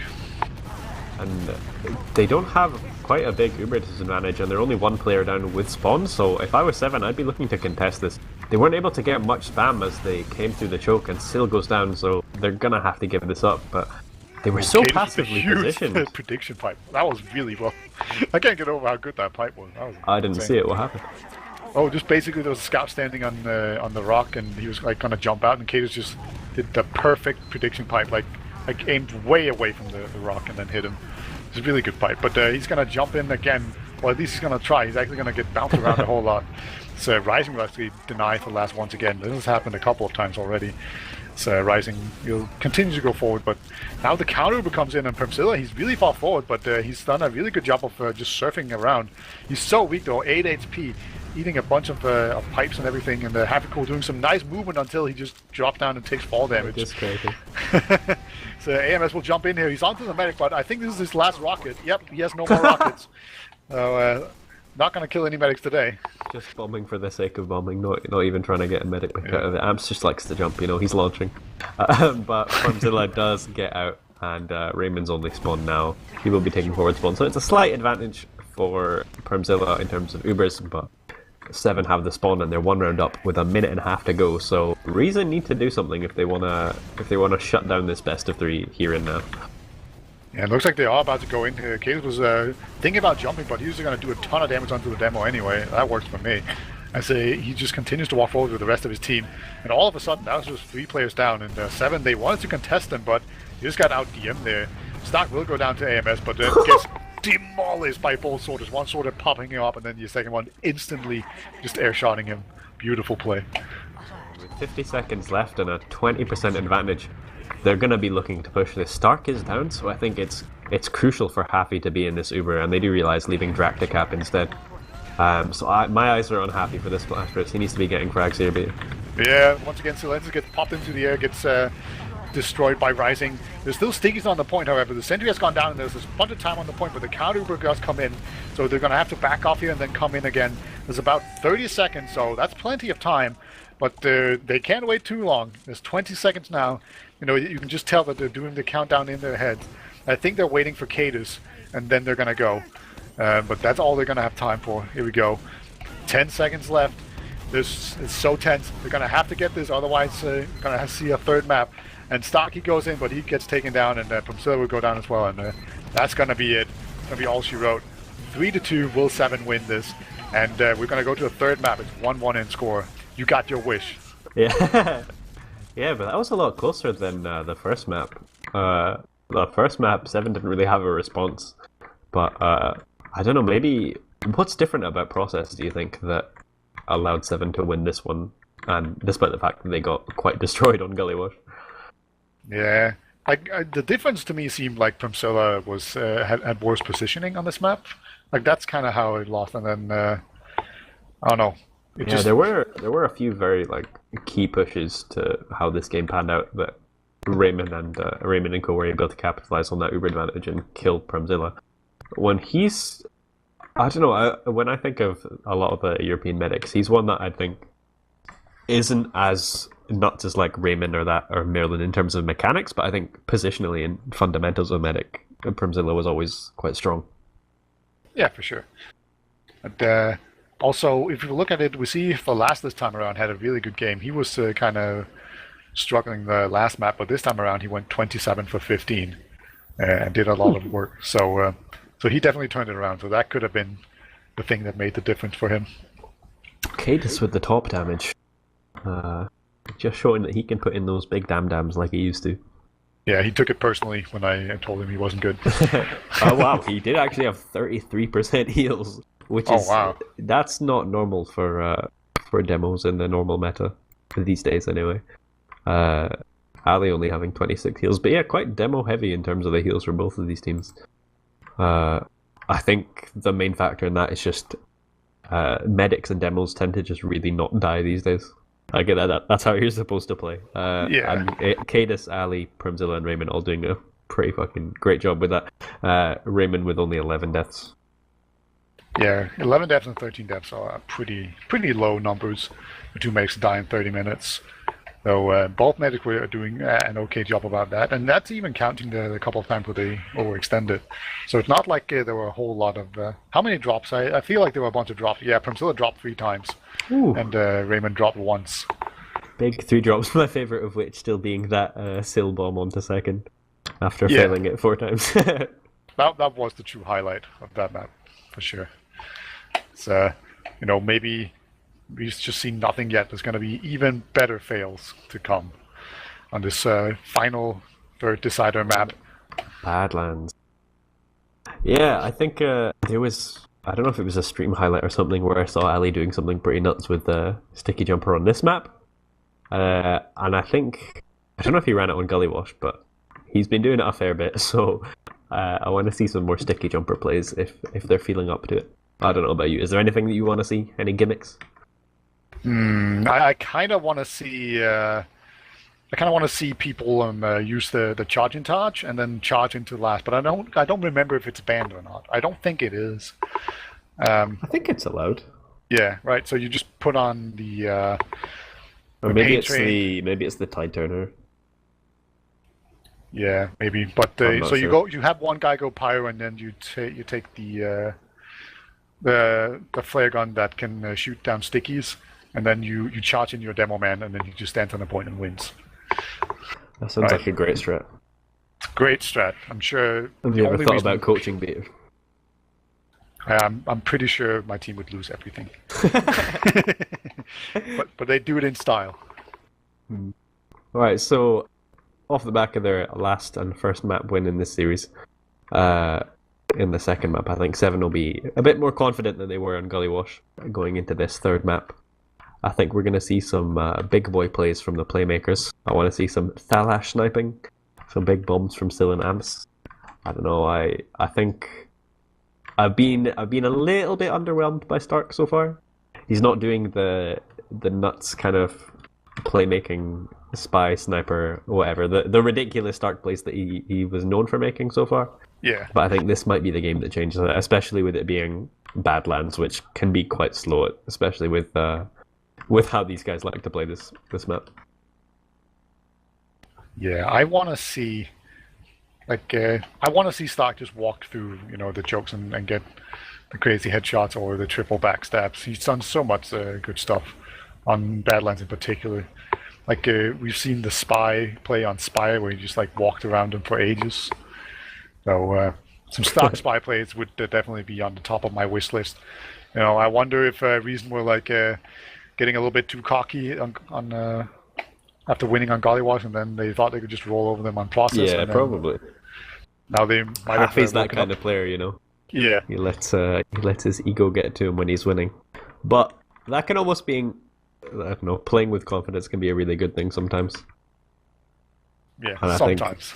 I mean, overconfidence is a bad thing, but if you can hone in on that, I'm the best, and make it work, I think it's pretty good. I think there's some players that do that really well, and some players that are a bit lacking in the mental fortitude. Yeah, people like Shadowburn that just play with extreme confidence and do crazy stuff. Yeah, exactly. That's a really good example. He just knows that he can do stuff that other people can't, so he abuses it. I think Stark's another player that's really good at that, but yeah, not sure if I'd put Haffy with those names. Yeah, so he's just a really disciplined scout, Yeah, so we've seen Cadus walk to mid on process. Do you think we'll see him actually jump to mid this time around? I think Cadus is a demo that that knows Badlands is a map where you have to go fast as demo. If you don't, you throw, because you just can't contest the other demo and you can't deny anything on mid early. Yeah, it's not as common a map for Market Gardener plays or early soldier bombs as process. So I think Cadus will be feeling a little bit more safe at the start of these mids, especially because he can get there faster than 99% of other demos. Maybe Ali's just as fast, but let's see for that. Yeah. Speaking of gimmicks, we haven't seen any Vaccinator plays. Do you miss it, or would you be happy with it being gone? I feel like I mean it's in my opinion it should be banned. I think a lot of people agree with me on that, but it's not. it doesn't. It's not completely negatives. I think it does add another dynamic into the game, another factor into team scale decision making, where it's deciding how you push an advantage because they're on vaccinator. It just changes the game a little bit. But I've quite enjoyed watching this so far without any vax because it's a bit reminiscent of old school TF2, especially with some of the names. Yeah, I will agree that it's not all negative, but for me, it just still favors a defensive team too much, and there's a bit too many of those unlocks. That's kind of my big issue with it. It's not that it lacks depth; it's more that I like the premise of the weapon. I don't think it's quite balanced enough for it to make sense. You know? Yeah. I will. It's not like. I don't know, but at the same time, it's not like if you ban like the medigun, or no, not the medigun, the crossbow. I would be sad, you know. Like I can see why some people dislike it, but I would definitely be sad to see it gone because it's so awesome. It's such a staple of medic play in TF2. Yeah. It's such a. It feels like it wouldn't be playing medic anymore without crossbow. I mean, old medic was quite different. When people not many medics would run the crossbow. I think Bite was one of the only medics that ran it early, just because it didn't have the passive reload back then. If you remove the passive reload, it becomes so much worse. Yeah, so a lot of medics just ran needles, and I think medic was obviously like crit heals were much more of a capitalized thing. A lot of people ignore that these days. Doing damage it played a very different role. The game was very much more spam centric, whereas now team fights are so important to how the games play out. Yeah, it's all about burst damage these days. Yeah, but I feel like that's almost the way it should be, you know? Like it's spam's too easy. I don't know, maybe I'm alone on that. Like if you're pushing and you get lucky spam for 500 damage as like pipes in a choke, then it doesn't feel like it should be rewarded too easily. Whereas, proper focus fire and burst damaging correctly as a team, I feel like that's a really good a really good skill to be a necessity in high level team gameplay. Yeah. All right, we are actually going live. I don't know what Ali did, but he got his jumping juice, I guess. As we are getting ready now for the third and final map here of this epic Reason versus 7 showdown. So we see Jack going choke. We see Cadus actually jumping to mid. Do my eyes deceive me? No. He is going balcony though, so it is the safe option. Ali is choosing to mirror him on that. Bombs from Sil and Amps putting pressure onto the slope, but Reason really not being shaken from it. Sil going down in the backlines of House, and I think Reason are going to try and take some position. Reason is about to come in here up onto the high ground here, but no. Actually, Puskar is just denied people, and now Rising has taken a lot of damage as well. And just so far, Reason, they haven't quite been able to get up on the high ground, and that really cost them. There's just this one scout that just barely managed to hold them off, and that was going to be enough to give 7 the good enough position to take mid. So they're going to get the quick second point here, it looks like. So there's still one scout down here on the low ground. Yeah, it gets taken down. Stark, I don't know what he was doing there. He went out trash as they were capping second. Tried to basher jump up to balcony twice, and just ended up doing about 80 damage to himself and getting cleaned up. So I was wondering. I'm really not sure what that was from Stark. Just failing his basher jumps a little bit, I guess. But even then, what would he have done? Anyway, back to Even Ubris on Don't diss the bird scout. He just wanted to fly. But he is coming up on Sniper now, so maybe we'll see some of those fancy plays that we like. Yeah, he could just walk out there and headshot the medic. Could also not. But Cadus is on the double donk here as Puskari and Celintas go down. And it's just a double trade there. This is a very aggressive play, and both teams seem confused as to what just happened. Just very quickly, people just died. Yeah, and no off-classing again so far, so a bit odd. I would have expected after losing a couple players that Seven opt for a pit class rather than just Celintas is behind line too, actually. Celintas is outside. Is that right? No. He is? I don't know, he was just walking. It looked like he was looking around. Yeah. That was so weird. Maybe they're expecting a spy. Stark is actually... he was checking on spy, but he's opted for Pyro now, just playing the top right position. Only sticking with one off class because it is even Ubers, which is a respectable enough decision. Someone's trying to get in bottom left though. Amston Hill going for the double soldier spam and they get drag. So now they've got a pick and they've got a bit of room to work with here. Alright, as Thalash is trying to tilt Happy Cool here by just reminding him that he has way more points than he does. So I think Happy Cool is not going to be fooled into doing something stupid here. Stock go down right away. The last Buscari actually gets double donked by Cadus. The double donk, it has recently been, I don't want to say nerfed, but it definitely got changed, and overall it's probably a nerf. Because Raymond goes down very weak and he goes down. Tries to just milk it as much as possible, but he just didn't see that one last soldier, and that's going to be a last hold. Ah, disaster for Raymond. Yeah, you don't see that often. Raymond's usually really good at not getting forced in bad situations and popping when he needs to, but he gets caught off a little bit there. Maybe bad communication, but Ali just walks in top left.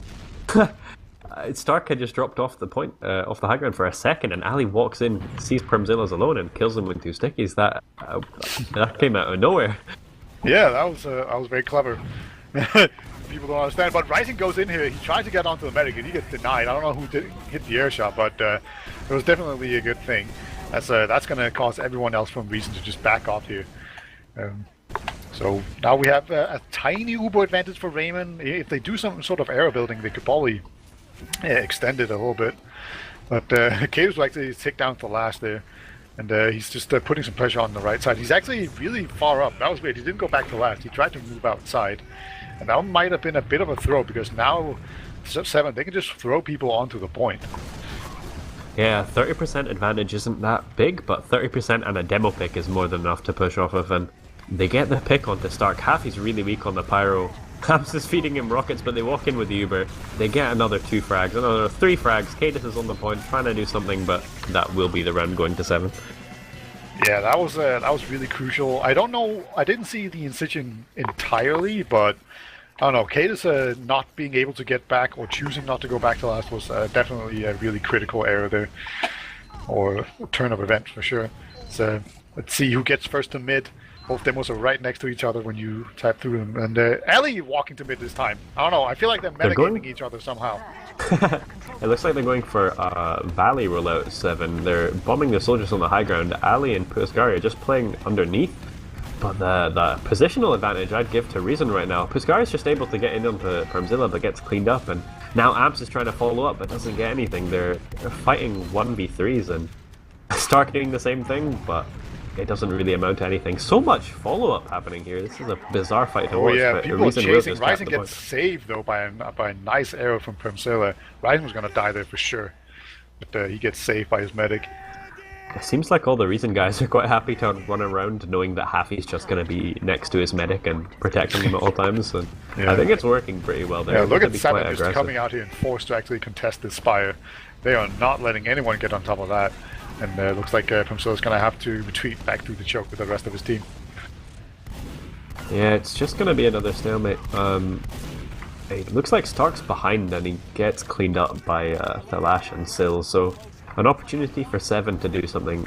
I'd hope for something more than just a one-man sack, but still taking a bit of a fight on the flank. Ali's in house and they're peeking. They've got in onto Primzilla and they managed to force him. He went down to 21 HP.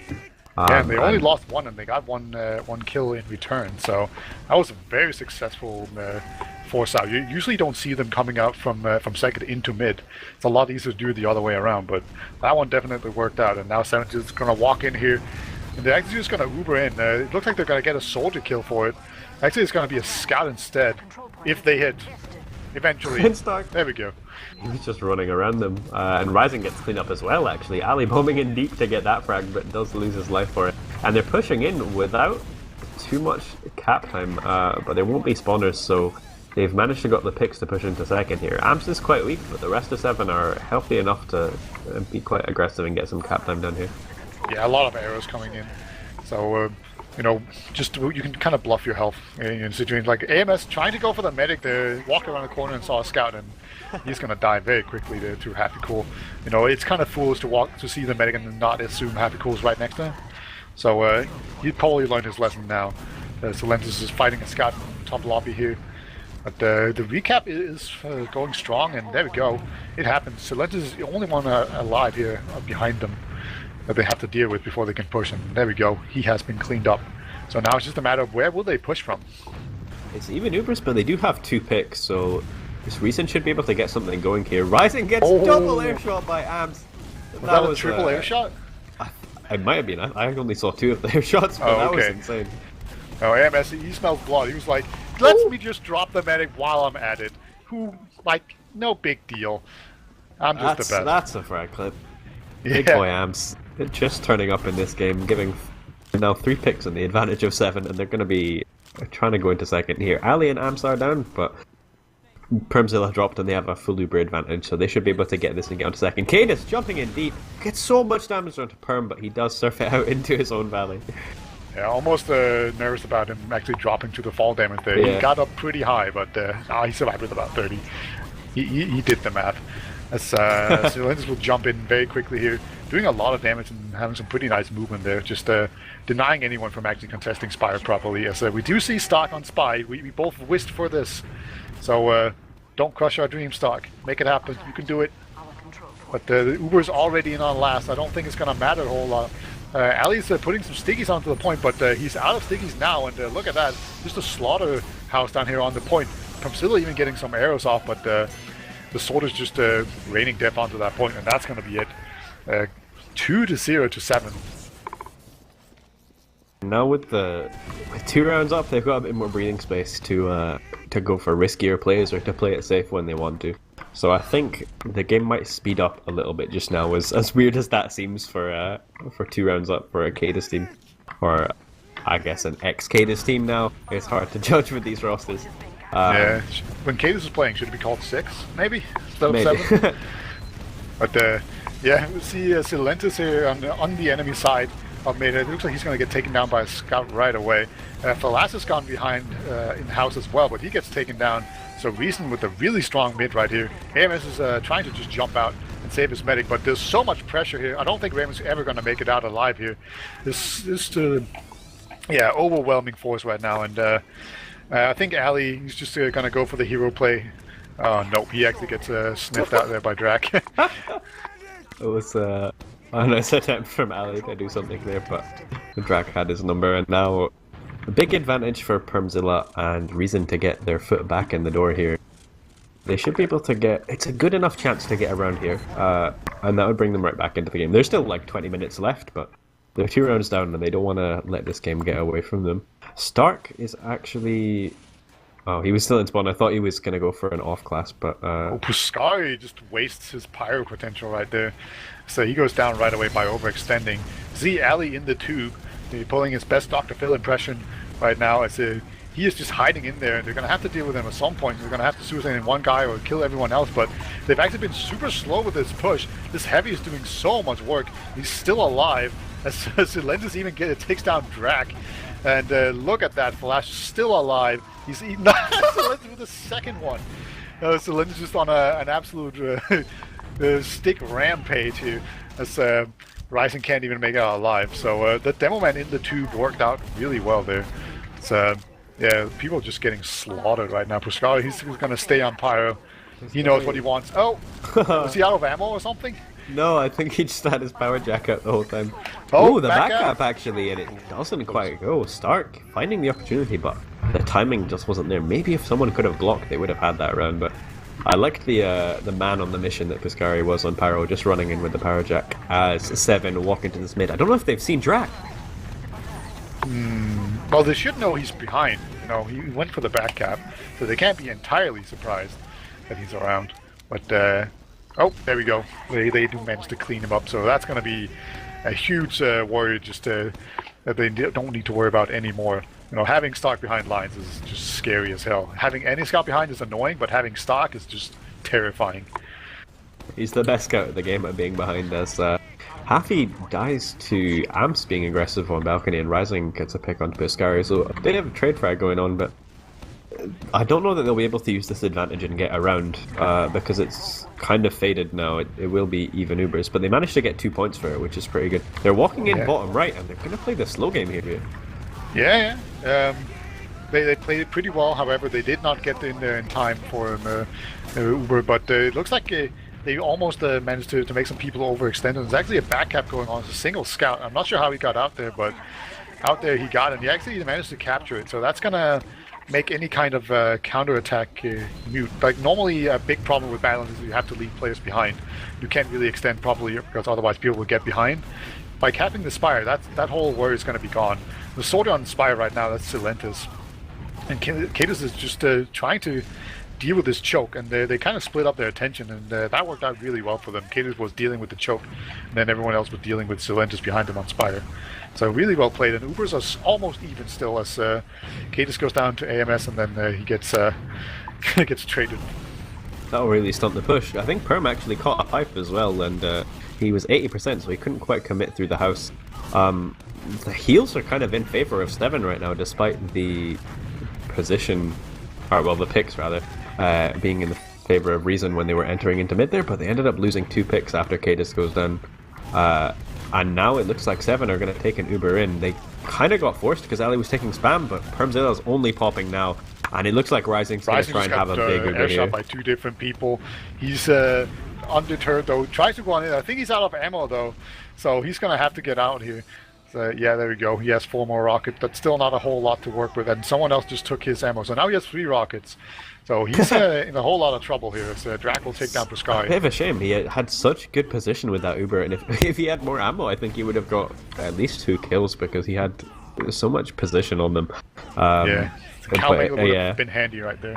Yeah, unlocks are the key, you know. But we do see Sil on Spy now. He is in position. He is going behind them. Yeah. So underneath the bridge right now, there's a scout right next to him, but they don't. I haven't seen. Okay, the other scout spotted him. So they did do the thing where they kind of jumped someone else in through choke to just eat up a bunch of attention. But Permzilla and Zilk. Maybe it's all just an elaborate mind game because he did decloak and just shoot his revolver. He didn't even go for a stab. Maybe they're just playing with them, you know. They're 2 rounds up. Sil can do what he wants. Yeah, or he's just getting in Cadus' head. Maybe. Yeah. It's a possibility. I haven't seen Silentis play a whole lot of Spy in my time. It has happened, I think, but it's not the thing I've seen the most. Ooh. And as I see in chat, I think the donations have just reached 10k, so that's big thanks to everyone on that, on behalf of Hugs.tf. But we see Sil coming up on Pyro now at the choke, and Cadus on the double donk, so I'd like to see a Reflect double donk if that's even a thing. But I don't know about you. Oh, I want to see it. I don't actually know if it can double donk on a reflection, but I assume it can. But it's going to be very difficult because the fuse is so short right now. You know, like you have to be really close, and then especially like that's how they changed it. That they made the fuse shorter, and then they made the bounces smaller. So it's going to be very difficult to actually bounce it properly. Rising went down there, and Sil was quite aggressive on Hunter, but manages to back out. He's just reflecting the spam that's coming at him, and well, he's trying quite good damage in picks now. I think Reason got a pick on the flank, and now they're peeking choke quite aggressively. At least Cadus is. Oh, Drag's about to run into a pyro in here, but actually hasn't been punished by a reflect yet. Yes, Lentis not really hitting those reflects. Apparently, pyro's a different, really different and difficult class. As Drax creeping in from Valley though. Oh, he's been spotted now, and he's going to have to jump out. But he was trying to get something going there. Still going down to Happy in-house. The Lash taking a 1v2, not quite dying yet. He stayed alive for so long, but does get cleaned up eventually by Stark, who's now in behind, getting onto Raymond, and they do get the force. Yeah, and Ali gets dropped as well because of how far away Raymond got bounced there. So, complete disaster. Permzilla goes down. So, okay, maybe not a complete disaster. And Raymond is still alive, however, I feel like a very good possibility that he could get taken down. So he's no, yes, Unspire. So he did make it out alive. So the complete disaster was not entirely accurate from me. They do actually have something. Well, they had players. They could have gone for something, but I think they were correct to just go for the safer play because they didn't have heals. It would have been risky to bomb in on not optimal health. Yeah. But I think Raymond only had 1 heal target for most of that, so he hasn't been building too efficiently. So it's not much of an advantage. Yeah, Cadus is actually going to go for a classic Cadus bomb. Not going to work out for him, but there's a soldier as well, and that soldier does hit for quite a lot, and it's actually just a full push through the choke. So that wasn't a suicide, that was just a push. And Raymond is just dancing around, he's just dancing. He's just surviving, just taking 0 damage somehow. And he's even going for arrows now, just getting cocky, but that was incredible movement right there from Raymond. He was, everyone was just trying to gun for him, and nobody could. So, just great job there, and the rest of 7 just clean up.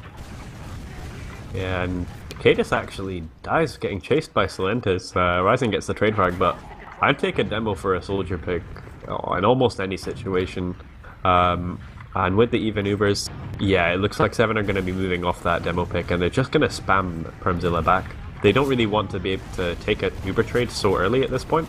They just want to win the spam fight because of the demo advantage that they have. Yeah, this is one of the more difficult situations in TF2, is when both teams have Uber and they're trying to push Spire here. Ubers will get forced right away, so to try to jump up, and he actually gets dropped from the Uber. So this is a pretty even situation right now, but Permzilla is definitely going to die. Like, he's stuck in the corner, and now he's just trying to go for this medic. Finally goes down, and Stock is the only one alive. He's on last, so he's just going to have to kill everyone. You know, it is Stock, so maybe. Demoman's going to put Stigis on the point, and he actually gets dealt with pretty well. Yeah, there we go, Ali. Nobody kills Ali but Ali. And Piscari's hiding in main as well. I don't know. That's not a spot that we see people hiding in a lot of the time, so I think he might be able to do something if Reason end up pushing out, which they are, and Piscari's not being checked. Oh, he's not going for the medic pick. He's playing the patient game, and he's going to go for the backup here. Drac is on the point. What can he do? Top, though. Oh, he hadn't seen the last soldier, so AMS will take down Permzilla. What? AMS just got 2 skill stick kills. But we were all focused on the backup. AMS is just going huge, as he's had a really good game on Badlands so far. Holy hell. And Ali has done a good job of protecting his medic here. So Raymond is alive. There's a scout on Spire here. He's he's putting pressure on it. Yeah, he actually gets the cap here. You know, they could have blocked it, but they don't want to leave their medic. So really well played there by Stock. He even takes down a soldier while he's at it. Had his escape plan out for most of that and was on like 10 HP. And Stark just wanted to be able to trade the frag. He missed a couple shots, but ended up getting it. Rising actually cratering now after trying to contest Spire, but it was kind of a lost cause at that point. About 60% advantage for 7 and 2 picks on the soldiers, so there's not much spam. They should be able to get a clean entry top right. They get the pyro pick. They get Cadis as he backs into the spawn, and this should be another clean round. Yeah, there's someone else on spawn. Yeah, that's gonna be it. Just getting Cadis there, like right before the gate closed, was definitely the most telling one. And now all of a sudden, this is the opposite situation of the very first game where Reason was just rolling. And, you know, I'm thinking that Happy Cool is about getting ready to uninstall Twitter at this point. Like, he doesn't want to lose. He doesn't want to proclaim Thalash as a better scout. But, actually, I think I'm going to watch Happy Cool this mid, see what he can get up to. He is just playing on the slope right now, trying to deny some aggression from Piscari and Amps. Just again, playing with his medic, just playing around the heals, putting out good damage onto the scout, but they're not able to clean up frags. They've traded 2 for 2 so far. Sill's in on his own, and Rising's just spotted him a bit too late. The lash now onto Permzilla, but he won't be able to get it. Starks around here on behind, but no, missed a few shots here. And Soldiers coming in from the front while Starks come in from behind, and they team up as a great team and take down Ali right away as people were being picked up in house. So this is a very odd fight right now. It's going to be an Uber coming out here from Raymond, and it's going to be very difficult to actually force Permzilla in a timely manner. Oh, Permzilla, he actually surfs away! Unbelievable. There was a scout at large as well. That was so ballsy by Permzilla, and this time around it really worked out. He didn't use his Uber at all. He was like in a corner and he didn't have to use. Unbelievable play. Yeah, Permzilla not quite having much rust to shake off, but he's back into his surfing ways. There's quite a lot of fighting going on in Resub just now. Ali might die to Drac, but Drac gets... Ooh, that was a nice pipe.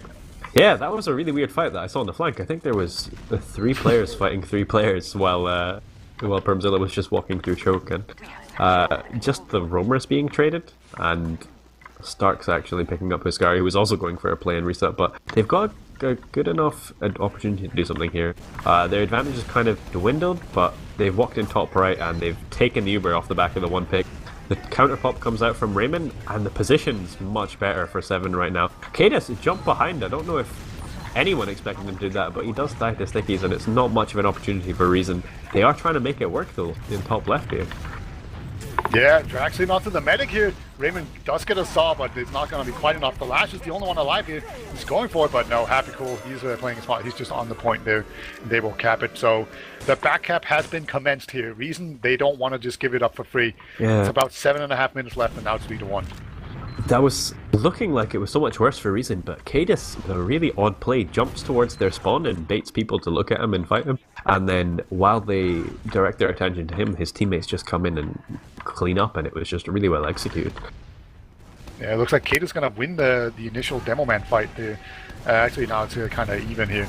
See, Cadis decides to walk off of the high ground. That's kind of a weird move here. As Happy Cool deals with the bomber in AMS very effectively.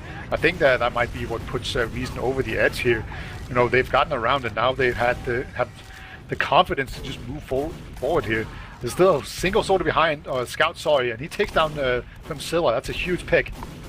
The last feigning a retreat, comes back in here, trying to fight Happy Cool, but no.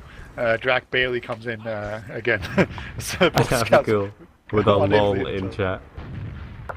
So yeah, I mean, Raymond managed to get out there, so they will be defending second here. But Drac's gonna look for an opportunity to make some of those plays. Ams is actually running shotgun right now, so we might see one of those old school pocket Ubers if Ams is up to it. Yeah, like shotgun, it can be. Like shotgun is really, really good. Like people forget about that because gunboats are arguably better, but shotgun is also really good. Here we go. Here comes the Uber. So we see both the Demo Man and the Sorter jump forward, and they get the medic right away. Huge bomb in there from Ali. He's doing so much work, and now there's going to be a shotgun pocket just denying people like crazy if they ever do decide to go in there. Puskar was kind of far forward. He's taking a big chance here, and yeah, that didn't work out for him at all. Drag was just waiting around the corner, taking him down. But other than that, looking pretty great for 7. And because no one's been running Vaccinator so far, I think this will be a 40% Uber advantage for Raymond. Stark's actually behind, really far behind. Oh yeah. I don't know if they. I think he went for a B or something. Yeah, he's gonna try and do something. Reason are actually trying to contest top lobby, and Primzilla does die for it. I think with the one scout missing and the slight disadvantage, it was just too risky a play. Sil and Ali trying to do something on last, but they get cleaned up by Cadis and Drac, and it's just Drac alive on last, and they're going to be able to get this cap on this round. Oh my! For a second, Cadis and Happy blocked that, but it wasn't quite enough. There's only 4 minutes and 50 seconds remaining, and with a 3-round deficit, Reason need to pull something out of the bag. They need some ace up their sleeve to win this. What do you think it could be, Beater? Oh yeah, I think this is where you expect some really aggressive mids coming out of them, and then just pushing off of the tiniest advantages. I always loved when Reason got into these kind of situations because they really were able to do it. They just chose not to most of the time. So it was a completely different reason, but they could do it. So let's see if they would prove me wrong here, right here. So far this mid is looking quite in the favor of 7. They have the better positioning right now, and Kato's gone down. Puskar with the 2 pistol kills on this mid, and but actually, as I said, that 7 has been forced off of the high ground, and they're kind of going outside, and Raymond is so weak, and yeah, he will go down, but the fight is very even now. It's 2 combat classes against a combat class and a medic. There we go, the Sorter and the Scout combining. Now it's just Primzilla alive here. Like, do they chase him, or do they just capture it? It looks like Sil wants to chase. He's going into Valley. I think he might meet Stark here. And yeah, Stark 2 shots him. Yeah, I don't think they expected Cadis to be that far forward that fast, and to meet up with Primzilla. So Primzilla right now, he has the Uber advantage, and he's on middle, and he is pumping out heals like crazy. So it's going to be basically 7's turn to just back out of mid here, and try to figure out a way to hold Spire. Spire is probably the best place to hold with an Uber disadvantage. It's quite difficult to put pressure on Spire while still using your Uber properly. But here comes the Uber. It's very aggressively out of here from Reason. And right away they get AMS, and they get Puskar as well. So a lot of people have gone down. Raymond is in main with Silentis, but everyone else are basically dead. Falas has gone Engineer. And so they are getting ready for this last hold, but it's definitely looking pretty sketchy. And if Reason just decide to push in right away, this could work. There's a scout behind the point, and a second scout on the point, and the looks like this pressure is really good, and the scout behind the point was weak, but he got an arrow, so... Oh, that was actually really close to working, but eventually too many spawners come in, and they're gonna have to reset here. Yeah, they do get Raymond, so they will have a decent-sized Uber advantage, probably about 70% by the time he's pushing last. But Rising and Perm are a bit disconnected, and Perm's not been building too well. Rising might actually die, and he does, wow! Meets Sil in the Haunter, and I think Cadis gets a sticky trap kill, and Happy gets another frag as well, so frag's going the way of Reason, somehow start getting a pick onto Amps as well. And there's only 3 people on last, they don't have off-classes, it's just the Med and the Scouts. I think Reason will be looking to capitalize on that. Yeah, they do need to push right here. You know, there's 2 minutes left, and if they get this, it's technically possible if they just cap it really fast. Oh, there we go. Premzilla gets in there, gets a sock, gets the Uber, so now they have it, and now they're getting ready for it. But they're taking way too much time right here. Like, they're winning the fight, but it might have been a bit too slow, even though it was well played. Yeah. So it's 1.5 minutes left, ish. So we maybe need to it's see possible. some TCM plays. Twice. But, yeah, twice in a row. And it would need to be done pretty perfectly with only 1 minute and 30. Yeah, I think this is beyond them. But so far it's been pretty nuts on Badlands. I think 7, after that second map, kind of realized they're like, okay, we are the active players, we should be winning this, let's just stop messing around. And they've kind of controlled this map so far. This mid Primzilla and Cadis dying instantly. Drat getting the pick onto Raymond as the consolation, and now it's just turned into a DM fight as we've entered the garbage time officially. Yeah, it is 2 scouts though, and 2 scouts on the soldier, that's very strong, and especially these 2 scouts are very good. So Flash was in the house, he gets the medkit, so now it's a 1-on-2, but they are pretty weak, but no, the firepower is a bit too strong there. Pretty good play either way from Flash, I think. So they're gonna make their way forward. These 2 scouts, you know, they want it. Ali has gone on the sticky jumper. He's about to jump Spire, I think. He's actually in choke. He's gonna meet up with a demo man and a soldier. He's just gonna jump around him. He's in. He doesn't quite get any damage. And Cadis is also going for something. Just trying to find him on my spectator cam, yeah. And they do take second here with 2 picks. Puskari's actually on Spy. Maybe he can do something. He's on the medic. He's on Primzilla. He hasn't been seen. Does he get the stab? No. He gives him a nice little buff, and then he starts hitting him. And we'll actually get a headshot by the Ambassador. And Ambassador 2K to end that. But that will be the end of it. So 7 have come away as the victors of this show match for Hugs.tf. And it was a 3-map affair, so it was very close. Very hard fought, and congratulations to 7 for that one. What a game. I think the biggest congratulations we should give is Hugs.tf, the pat on the back for reaching 10k during the show match. Yeah, that's there. incredible. I think we've got about 650 viewers just now, so that's pretty nice. And it was a good best of 3 to watch. I was a bit skeptical going into it. I thought that maybe 7 would just run away with it, old players and all, especially because Captain wasn't playing. But yeah. He's trying to worm his way out of sending out the tweet, you know, because I want to know, like, who did better on as a scout? Was it Happy Cool or was it Falash? And like, I really want to consult some Twitter sources for this kind of information. Happy Cool. Yeah. I eagerly await to see that tweet, but maybe he won't do it out of PJ saltness. I think the Lash is also pretty keen to see the tweet. Yeah, he's definitely pressuring him. Just to go through the logs real quick, look at some stats before we send it back. I'm sure there's going to be some banter. There's players from both teams in the house. And yeah, they will do some interviews. I'm sure there's going to be some real fire here. As see, Rising was actually top damaging there. That's really good. He was roaming, really? Right? No, he was pocket. No, he was pocket. But wow, a lot of air shots actually. Sil with 14, Amps with 10. So it's like I was saying that Sil and Amps kind of needed to show up that game, put in big numbers, and they did win it for the other boys on 7. Stark with 30 frags that game. So that's pretty nuts. Just always able to top frag somehow, even though he doesn't play the game anymore. And again, relatively low deaths from the demos. I mean, it was quite a messy game towards the end, so I wouldn't be pointing out 21 deaths for Cadis as being low normally, but I mean, with the pace of the game, it was alright. Raymond, 9 deaths, he played insane those games. I think he only had like one kind of bad drop on last, but aside from that, he was nuts. Permsil also had a pretty incredible milking play, which he didn't need to do at all, but he did it, and it was amazing. And then, of course, we saw AMS with probably the play of the game, where he like double air shot a guy and then jumped in and dropped their medic casually. Yeah. Well, that's pretty much the extent of the logs, and not too much to read into that. But I think they're doing on-site interviews on the production side. So I don't know if you want to wrap up here, Beater. Yeah, sure. Thank you, everyone, for tuning in. That was a great show, Matt. Thank you to everyone for playing. It was great having some of those old faces back, like seeing Rising back in action.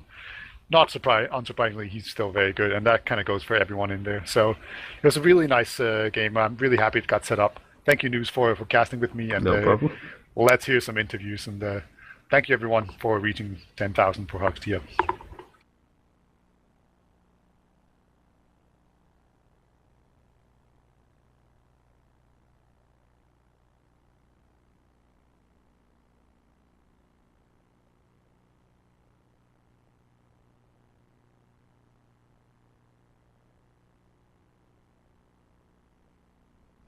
We good? You can hear me? We good?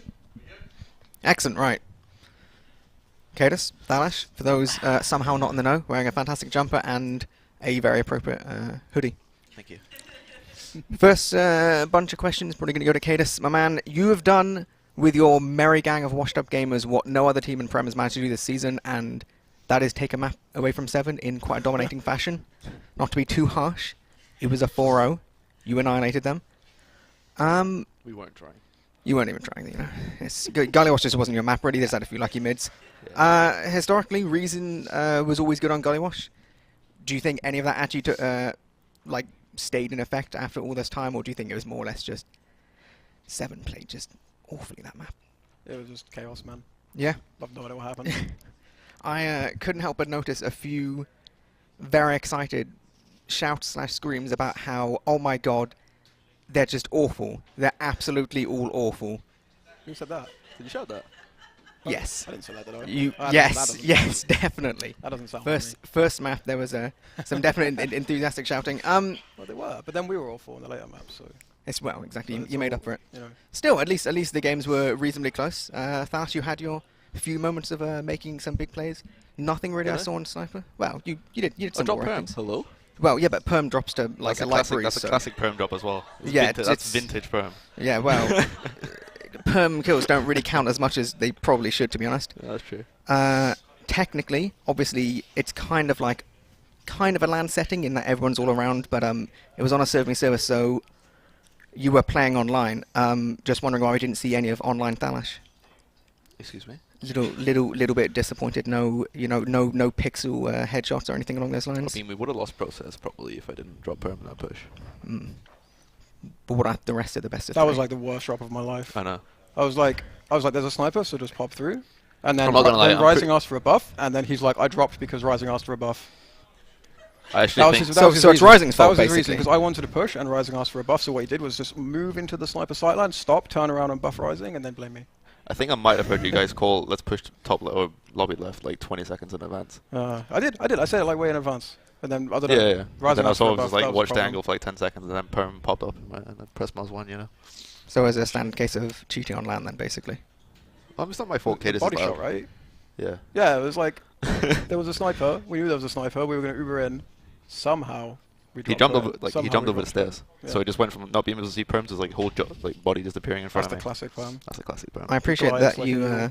I appreciate you using the Machina. So even if there had been about 4 guys in front, it wouldn't have made a blind bit of difference. I sold my golden sniper rifle, you know, so I'm trying new things. You needed the dollar. Okay, that makes sense. $1.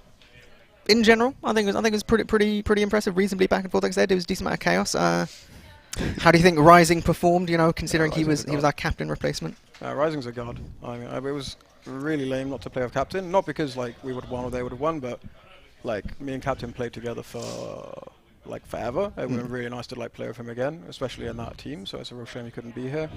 But yeah, Rising's a god, so you know, wouldn't have had anyone else. No, well, and obviously the general pocket for Seven is also captain because these are basically the same teams. He's ours, really. Wow. The true team. Wow. It's kind of like yours old family, but he's moved on to other things now. He's got Thalash as his wife now. He's happy here. Oh yeah. He's very happy. Oh, he's loving it. The joy of his voice Can't whenever get he enough. whenever he launches TF2, if I could see his eyes, they would be lighting up. The level of enthusiasm is Yeah. maintaining after all this time. Yeah, for everyone Um, involved in the team. Yeah. Just speaking of very subtly speaking about you being someone's wife, I've heard there's some big enthusiasm of making you up to be just a little bit prettier by Amy and Sammy here. Just Oh, That's Alex, actually. sorry, it's Alex and Sammy. Don't blame Amy. Just wondering there's some eager beaming faces. Just wondering if there was to be some kind of donation incentive to make you up just to be a little bit prettier. See what kind of makeup they got in their bags. You know. is that how I'm gonna win Captain back? You know, make him. Probably, yeah. really stay, He'd probably start caring about you a lot more if Yeah. you just kind of spruced up that Yeah. whole. Yeah, this mess. Yeah. Yeah. Well, I didn't want to say mess. That's a bit much. So how does that work? What's the what's like the goal, or Well, what do they have to do for it? it would just be a case of we would throw up a donation incentive of whatever amount seems appropriate, and then if enough people donate and put their money towards that particular incentive, you would have several hundred people witnessing your humiliation on stream. Hmm. Oh, so are you asking him now if he's willing to do it? It's not a thing yet. It doesn't have to be, but it. So I can say no. I've been telling everyone it's a thing. They're going to be so disappointed. Oh now. shit, no. Hmm. Oh no, it's a thing then. Oh. You can't just lie to people like that. No, Can okay, I- that sounds like a thing that's going to happen. I'm going to need you to Can I say pick the yes for amount of legal money? reasons. Yes. Can I pick the amount of money we want? Yeah. Yeah. Don't say $1 million, please. How much we at? How much did we start at? Like 6k. Yeah, roughly? about 6,000 today. Yeah. Let's do 15k then. Me. Let's do 15k. 15k is easy. How about 15k is easy. about a little over 12,000? Come on, a How little about bit. 13k? 13. All right. I think 13 is a decent goal to stretch to. Okay.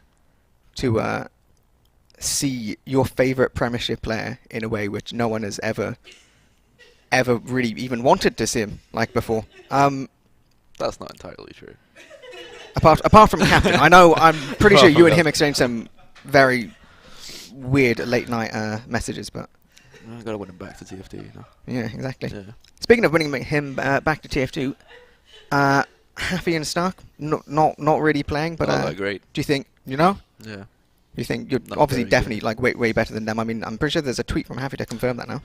Apparently, he halfway through the game he was like, "Oh, didn't realize Captain wasn't playing," so deals off. So I think he might be lying, honestly. I think Haffy is just.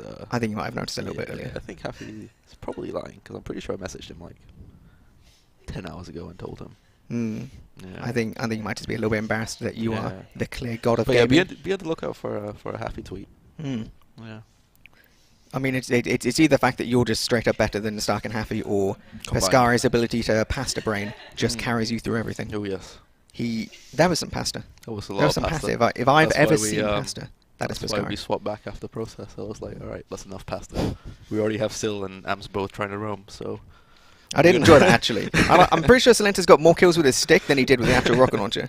I appreciate the fact that he was putting in the effort. Yeah. Speaking of which, Kato, you did get your fair amount of Kato players leaping into the fray, somehow, sometimes killing things, other times dying and looking a bit of a dick. That about sums it up. Yeah, do you think this is something? I mean, Ali, your little mentor, the little bird under your wing. You try to craft him into a Premiership demo, not quite your kind of style. Do you think this is his biggest problem? He doesn't just jump in at things enough. Well, sticky jumper, didn't he? Oh yeah, no, yeah, that is true. He did your sticky jumper. Yeah, the I'm pretty sure fir- Perm dropped that as well. The first mid on Gully, I heard the word, like, I just as we were going live, I heard Thalash say sticky jumper. So I was like, fuck, I'm not going choke. No. I'm just going to stand you and hear pick it and see what happens. Sil wanted to go rocket jumper as well, and like fly big door really fast. Oh my god. I'm guessing that's the reason why on process you were just like, I'm not even going to bother trying to go too fast because they are just going to land on me. No, like literally almost every mid, I don't know, something was just, we had really bad spawns, so almost every mid I would jump out of Perm's range and spawn. so I couldn't get a proper buff for mid. Mm. Like I wasn't really that intent on going fast anyway, but the decision kind of made itself. Like it was kind of like my fault. I should have just corrected it, but we had like really harsh spawns, so I couldn't go anywhere near as far in spawn as I should have been able to. But So it's somewhat unfortunate, but to be honest, a lot of the mids you still managed to win. Yeah, Some like, anyway. I wouldn't have wanted to go fast anyway because I'm like super rusty, and I don't know if you saw, but like I play with this armrest thing. Yeah, yeah. Like because at home I have like a corner desk, so when I play on LAN, like I attach this like plastic thing to the thing, so it can be like that. Because with my wrist like injury, it's quite difficult to play without the corner. It takes me a while to get used to it, so I didn't want to get crushed by Ali head to head. I was going to say it would have been really embarrassing to arrive on mid and then get exactly. instantly piped or something. Yeah, dude, so I was like, you know. So it was more kind of saving face instead of. I needed more warm up, you know. Mm. I think speaking of plays which were perhaps suboptimal, I think we should pretty bring Perm in here. Get that guy Should, away from me. I don't want to see him. Yeah, we should. Let's swap out our reason, guys. This is gonna get nasty. Oh, I'm staying. No, you go, kid. You go. We're gonna bring in Perm. Me? You've had your moment in the Oh, spotlight. thank God. Sorry. Ooh.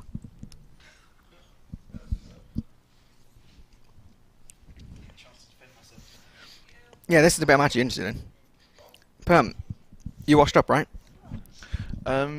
Yeah.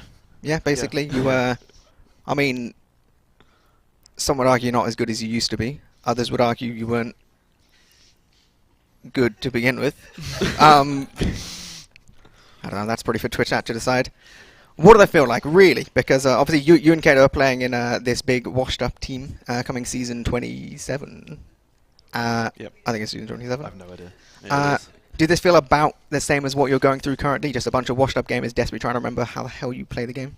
Not really. I mean, it was a lot harder today because I was playing against some good players, which I haven't done in a few weeks. Oh, that's So a valid point. Yeah. So you're saying this was actually like, you know, you actually had to kind of like stretch yourself and kind of it's just- work on building up the muscle again as opposed to, you know, the Yeah, kind current of, state of yeah. Prem. Yeah, it's just harder to play against. Mm. The last few weeks we've just been playing against all these high teams and just struggling. Do you know what I mean? So playing against some good Prem teams, it's difficult. Mm. It felt good for you to maybe see your potential again. You know, I'm pretty sure after his last couple of days of doing a little bit of streaming after playing this and everything, Haffy's, you know, guaranteed to come back. That's literally a fact. You heard it here first. He was definitely into that game, Haffy. Yeah. He wanted to win the most out of all of us, probably. I say before Just gotta the avoid game the last couple of trying to days. avoid the tweet. Apparently he's already tweeted you. Oh, well, I don't have Wi-Fi, so Mm. You have to look at that after. can't confirm it. Yeah, I was honestly massively biased. Didn't want Seven to win. Bit boring, really. You guys are becoming a bit like Astralis, but then again, you like Astralis anyway. Kind of just faceless guys that win things. Yeah, we're insane. Yeah, you're insane. Just you are sheer gaming machines when it comes to this. But yeah, either way, I think it was a pretty decent best of three. Like I said, it wasn't a roll anywhere apart from obviously like the first map, but obviously people had time to It wasn't dry. warm up and stuff, and We wanted obviously Prem you on our weren't dry. team. We were going for like we talked about if we get 5-0, you know, we'll swap. Actually, no, if you guys get 5-0, that was the thing, wasn't it? If we if we 5-0'd, then we'd swap. No, the other way around. Yeah. If you 5-0'd us, we and Raymond were going to swap. if we got 5-0, why would we get rid of Raymond? Yeah. Excellent. Maybe we should have tried the 5-0. I think I just got the rules wrong, you know, because I really want to play with you. I Yeah, think thanks to you. someone has been definitely confused by this. Yeah. Yeah. But anyway, it was a good show match. Yeah, it was. We've established effectively nothing in our interviews, so I think we've achieved our goals. Cool. I agree. I don't know what we're sending it off to next, to be honest. Let's, we're going to go to a short break, apparently, and I'm going to have a drink. We're not ready yet. I'll have my drink on here. Let's go. Let's go to the break eventually.